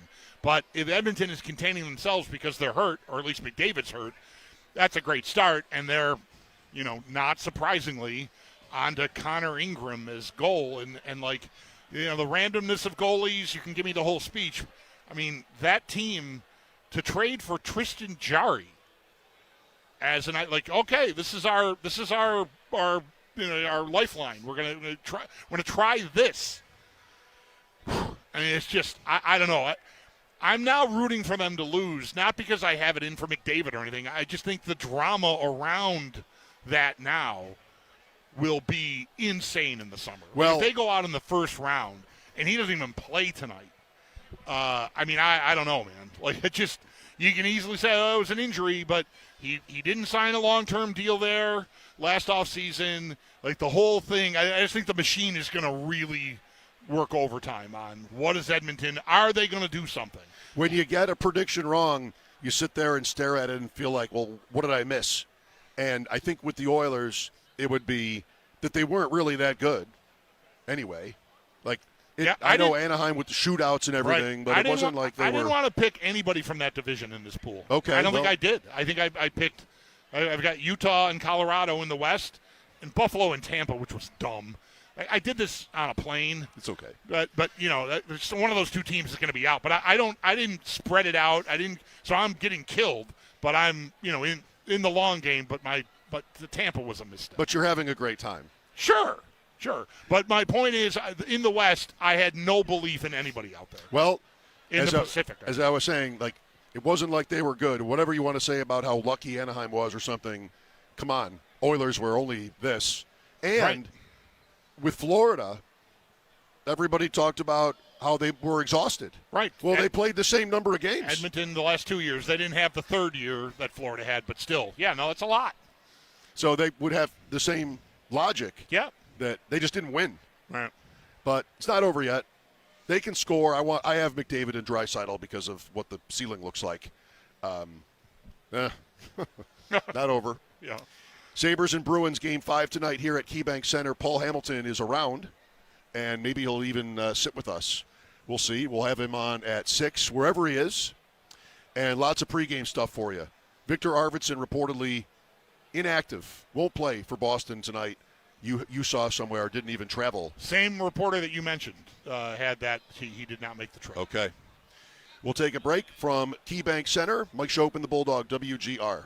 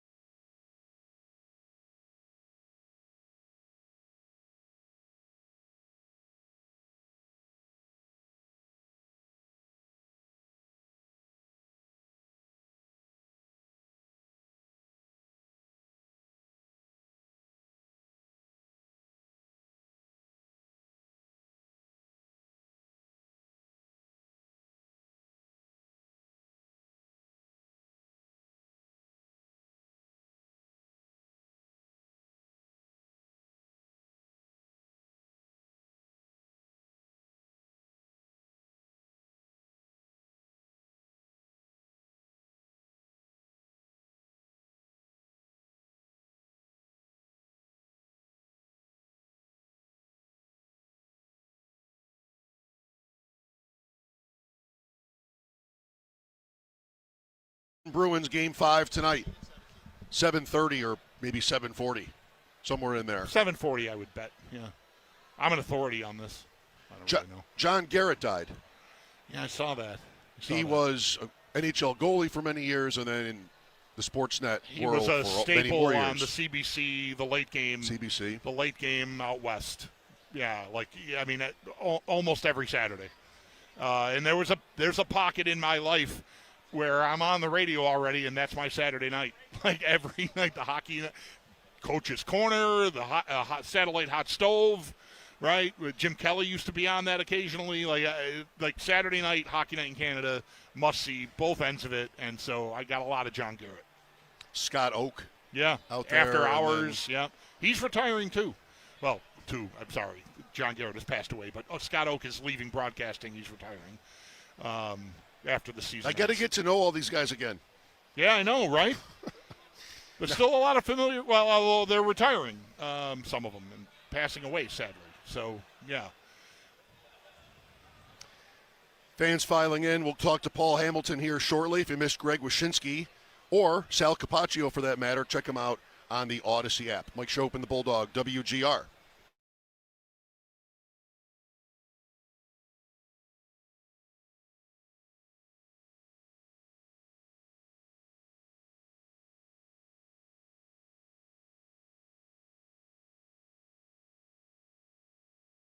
Here for Window Nation.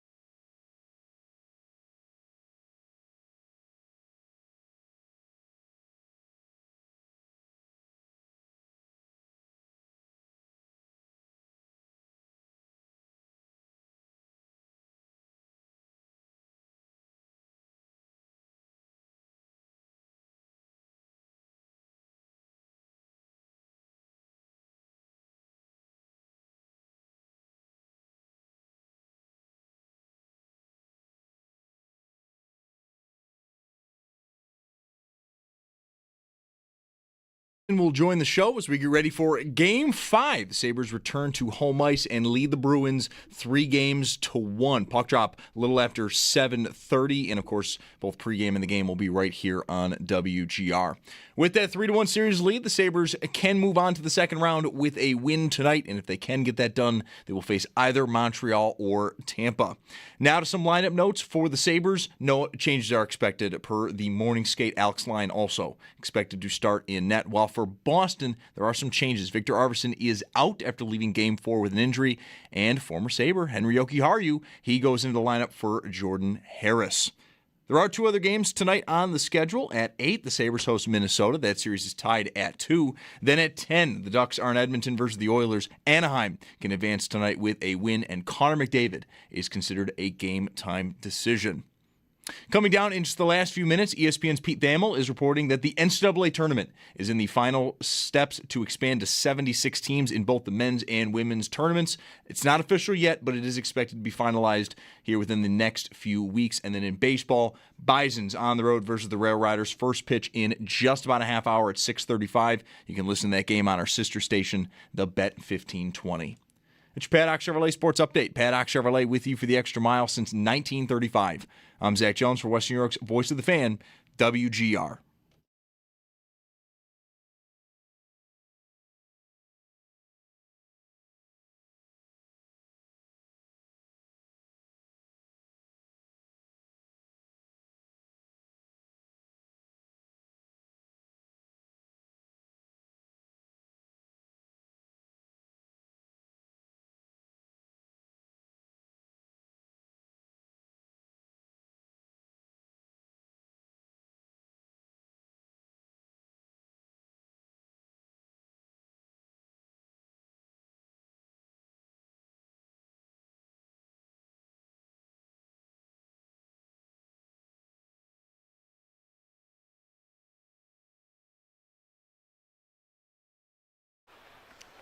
Game 5.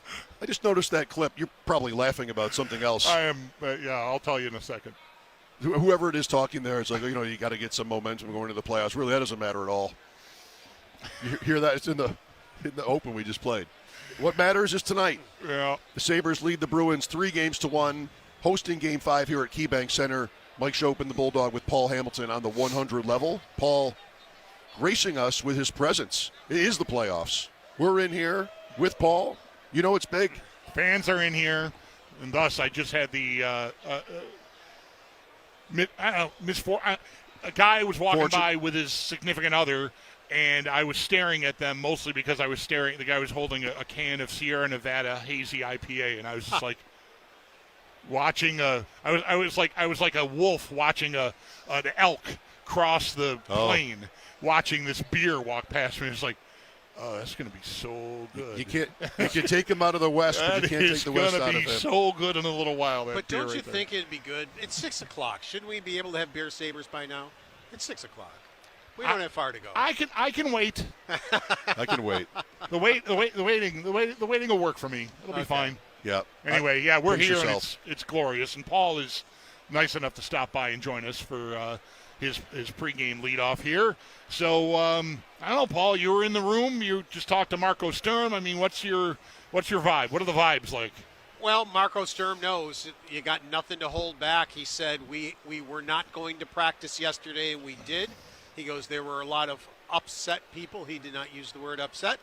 And he said, we practiced the right way. We practiced the way we should have.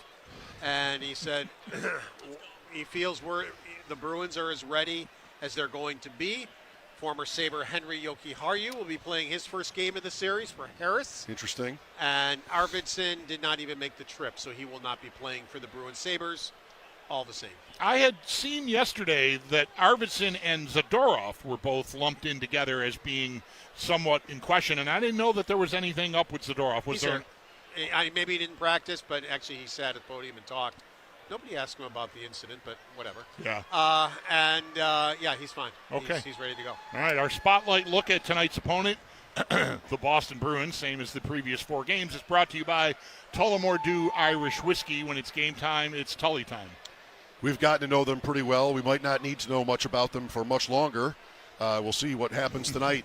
Paul, I mean, games 3 and 4, but quintessentially game 4, which was over early. How did they do it? I mentioned earlier I was listening to the Boston broadcast for a stretch, and they were somewhat incredulous to just how mistake-prone the Bruins were. And one of the announcers said at one point, you know, Florida does this to you, but Florida forces you into these mistakes. And he was kind of saying there that the Sabres really didn't do as much of that. No. So I don't know. Yeah, the Sabres did a lot of that. It was because, well, first of all, the Sabres stopped putting the puck where Swayman could get to it. Swayman was acting like a third defenseman, and it was killing him. They were getting it out of the zone quickly. They got pucks where Swayman couldn't get there. Now they can use their speed to get in there, speed to get in on the Boston defense. So every time the Boston defense went to try to do something, there was 1 or 2 Sabres immediately there, every single time. And that happened right off the opening faceoff. So the Bruin defense, you could see them, they panicked. So what was their panic move? Up in the air with the puck. And then the Sabres defense, Dahlin in particular, were standing up at the blue line, knocking the puck down, and then finding wingers or whatever to get the forecheck going again. Or if they had to, they'd knock it down at the red line. And again, the guys would come out, they'd circle, hit them, and they're right back into the zone again. But that just kept happening and happening, where the Bruin defense just panicked almost all the time. And look at all the 4 goals the Sabres scored in the first period. All but one of them were just egregious turnovers that the Sabres produced by being on them. Yeah, I think, you know, second time you brought up the radio analyst is Bob Beers, and you said you've enjoyed him a lot. Yes. My observation dawned on me here, I'm glad you brought it up a second time, is him mentioning Florida. Like, that is, I think, just, there's different ways to be a pain in the you-know-what to play against. Yeah. Florida will run you through the end wall and make you cough up the puck. Buffalo, I'm sure there's physicality there, but that's not their MO. They're just on you, speed, and just forcing you into mistakes in a different way. I mean, it's physical, but it's not as traditionally physical as a team like Florida, who just is absolutely going to punish you at every turn. Oh, absolutely.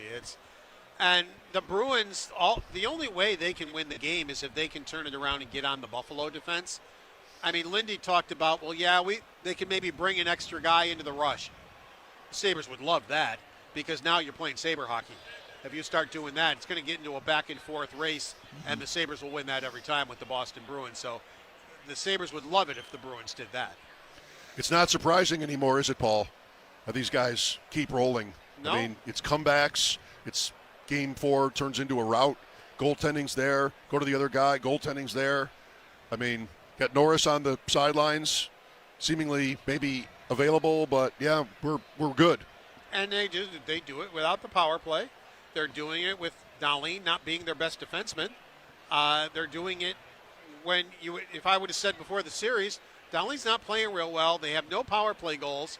You wouldn't be sitting here telling me that the Sabres are up 3-1 and outscored the Bruins 9-2 in their building. Well, let's talk about Byram then, because you think that he would be the choice to be their best defenseman in the series, I'm sure. We talked about him earlier, and just, I needed a long time to get comfortable with him.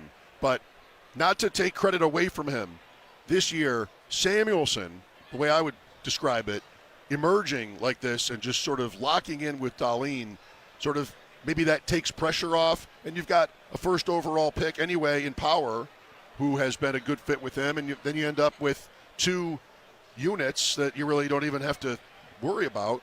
I'm not on the inside like yourself.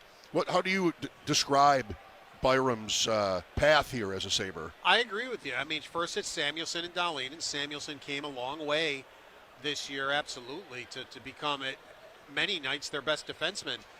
Byram, what he and Power have done is elevated their games now that the playoffs have started. Just like he did in Colorado. I mentioned to you, I know that, in his rookie year, and I'm watching him in Stanley Cup Finals, I'm going, wow, look at Bo Byram. I was thoroughly impressed with the way he was playing. But he elevated his game there, too. So he's done it twice now where, he's done that. And not only their best defenseman, I think if I were taking a 4-game MVP, I think it's Bo Byram right now, both defensively, offensively, penalty killing, the whole package that he and Power have come up with. And Power, I think, really, really has improved as this season has gone on, and we're seeing it here in his first ever playoff appearance. Paul, how hard a decision, if it was hard at all, do you think it would have been for Lindy Ruff to keep Josh Norris out, even though he's presumably healthy? He said he's available, and Norris said he felt good on the ice, but I don't think you want to mess with a lineup that walked into Boston and do what they did. Yeah. You know, Zucker, don't forget, he had to wait his turn during a 10-game winning streak and wasn't real thrilled about it. And I think we can point to Ostlund. I think Ostlund was ready to go, but he had to wait to get into the playoff lineup. Now they're not taking him out because he has done so well that, he is in the lineup. So now I think it's Norris's turn to wait his turn. And it's like, okay, we're not breaking up what we just did in Boston. Good. We'll use you when you can, but it's not going to be now. You're going to have to wait your turn. He doesn't have to be happy about it, but he has to get it. Norris, I would think so. He has to get it. I mean, that was a tremendous game by the team overall. How about Peyton Krebs in the same vein as the question about Byram? Paul, he's somebody else that you're not, messing with either. Oh, absolutely not. And you don't hear me mention it very often, but since it's so far out of whack, Byram and Krebs lead the NHL at +7. And the Bruins are like in major minuses, McAvoy, Pasternak, and those guys.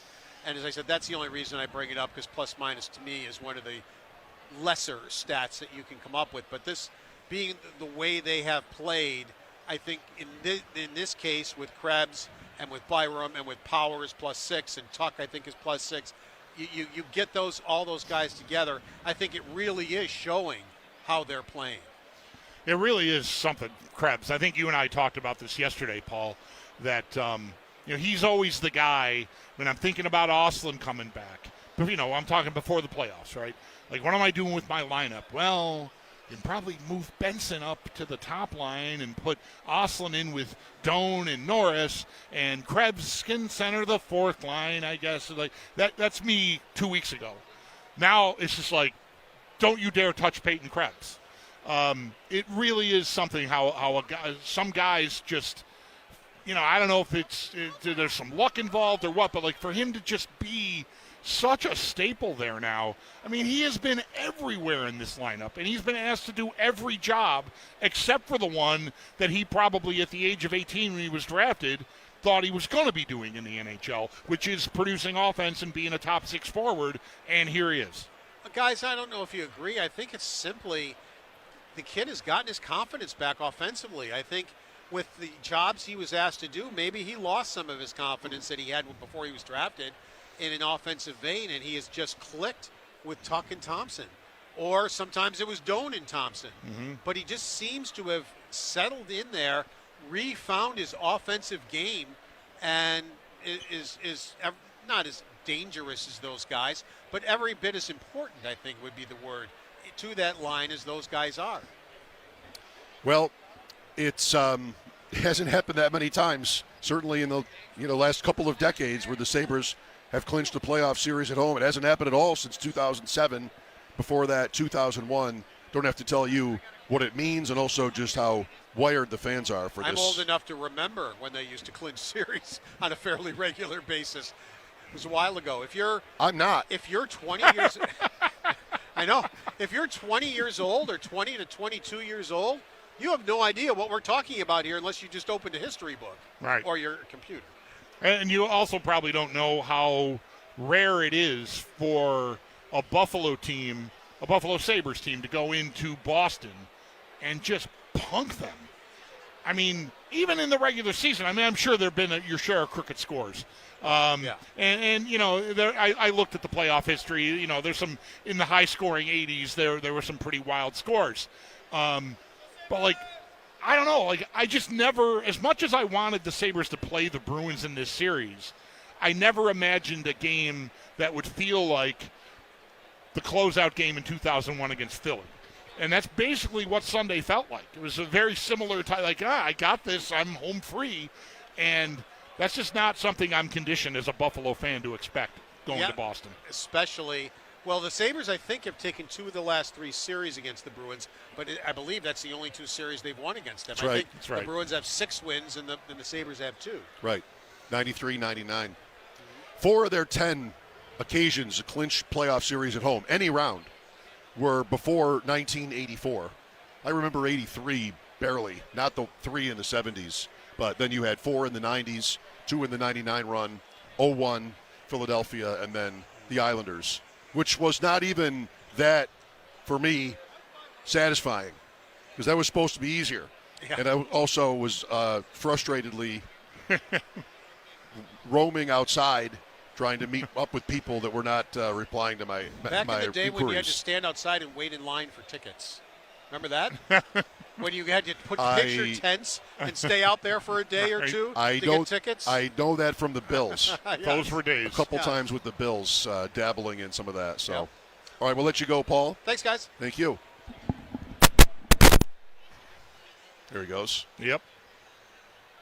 Off to do the work. May Day is one. That's a home clinch. Sure enough. Yeah. Fairly memorable. Derek Plant is one. 97. 97, that's their only Game 7 win. 99, I don't know. Not as fresh in my mind. Ottawa and then Boston. The Boston series, they lose the opener in that series, which they never did in those years with Lindy coming on, 98, 99. But they lose the opener, end up winning the series at home in Game 6. Yep. Yeah, I had a you have these moments sometimes, I do anyway, where I'm thinking about the history, thinking about different playoff years, and when I was before I got out of bed this morning, I was lying there awake, Fred sitting on my chest like he likes to do when he knows I'm up, like, come on, you're gonna get up, right? You're getting up, we're going outside, and I'm just lying there like, let's see, 98, it was this 99. I could not for the life of me. I thought Boston was the first round series in 99. And so I forgot about Ottawa. I thought Ottawa was 98. And I just got all tangled up. And I'm like, who in the world did they play in between Boston and Toronto in 99? And I got up and I Googled. I'm like, that was the second round, idiot. I would have, if it had ever come up, before I looked it up, I think maybe in a week I'll still think that was a first-round series. Who's the goalie? But anyway, for Boston, is that Raycroft? I think Turco. Wow. Does that sound? I don't think Raycroft yet. Yeah. Turco? I don't even remember Turco being there. Well, I'm wrong because he's 2001. Raycroft, though. Yeah, I don't know. It's not Turco because he wasn't there. He wasn't in the league yet. Okay. Oh, he's only on Boston for a minute. Okay, that's right. I don't remember him as a Bruin at all. So give me 5 letters.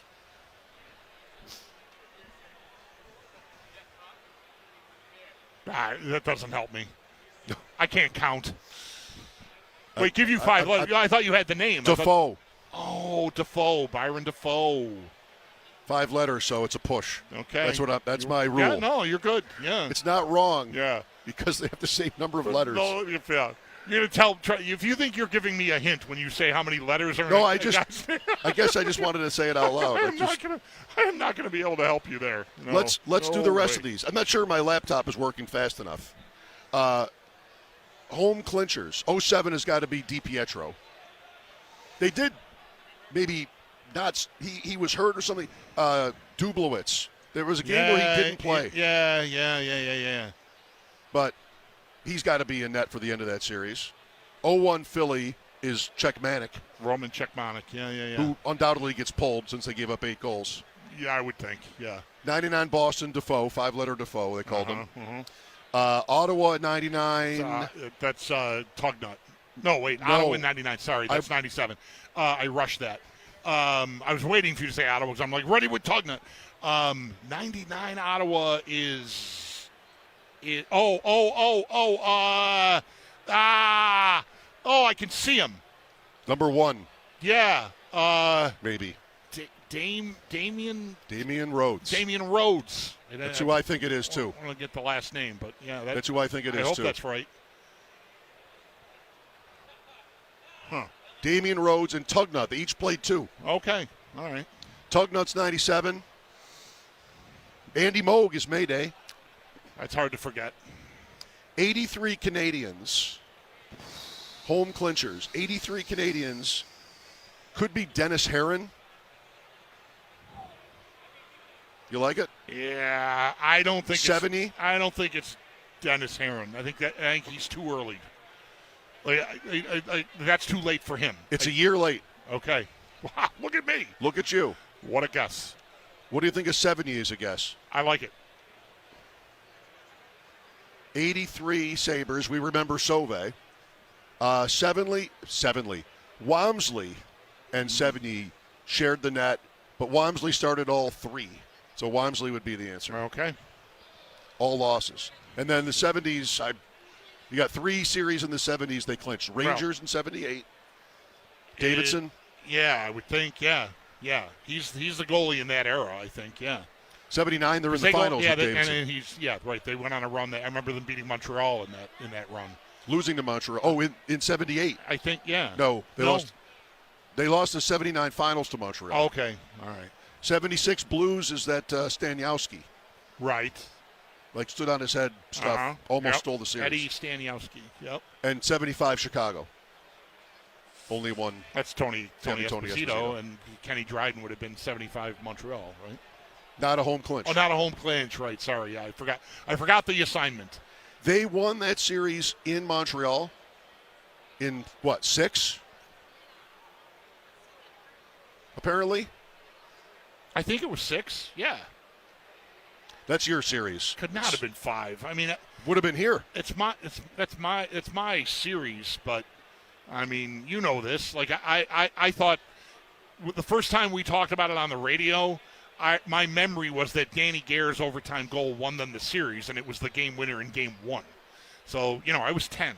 Game 6, Buffalo won at the Forum 4-3 to win that series. They were up 4-1 after 2. And held on with Desjardins in goal. And one of the finals, we used both guys, right? Yes. Crozier and Desjardins. Yes. Well, how do you feel tonight? Great? We'll see if we can add Swayman to this list. Yes. Mostly I'm thirsty. But, yeah, so great. I mean, being thirsty is I'm at a place where I'm going to be able to find things to drink, which is good. But, yeah, I feel good. Why not? I feel good. I mean, really, why not with these guys? The angst is more getting to now for me. Like now I feel like I can relax. It's just, even though we're on the air, it's like getting from 2 o'clock to 7 o'clock. What? We're on the air? From getting from 2 to 7 is just, I don't know, it's just hard. It's hard for me to concentrate. And I just feel like I'm very edgy, but I feel much more relaxed now. What's the order coming up on the pregame show? We have Lindy. We've got coming up after we take a break here, we're going to get a couple of longer podium interviews. First with Alex Lyon. He's interesting. Owen covered practice. This is from yesterday. And he told us last week when he talked to Alex Lyon, or was part of a group that talked to Alex Lyon, like, I think anytime you have Alex Lyon, you should play Alex Lyon. So Alex Lyon, he favors goalies, my kid. So we got Alex Lyon, and then Josh Doan and Beck Malenstein were together for a session, and I hope that's not too confusing on the radio. So they have that, and then Lindy and Owen Power and Jordan Greenway, I think, as we go here. And maybe Sturm. I don't think we have time for Sturm. No time for Sturm. Sturm is going to, unless we want to play it right now, which I don't want to. But I don't think we're going to have time for Marco Sturm. Well, that's a shame. Lindy's interview will be brought to you by Awaken 180 Weight Loss. Find your free coaching for life at awaken180weightloss.com. Note to self, ask Mandy about cold medicine next time I have a coach consultation. More of the pregame show next from KeyBank Center. Mike Schopp and the Bulldog, WGR.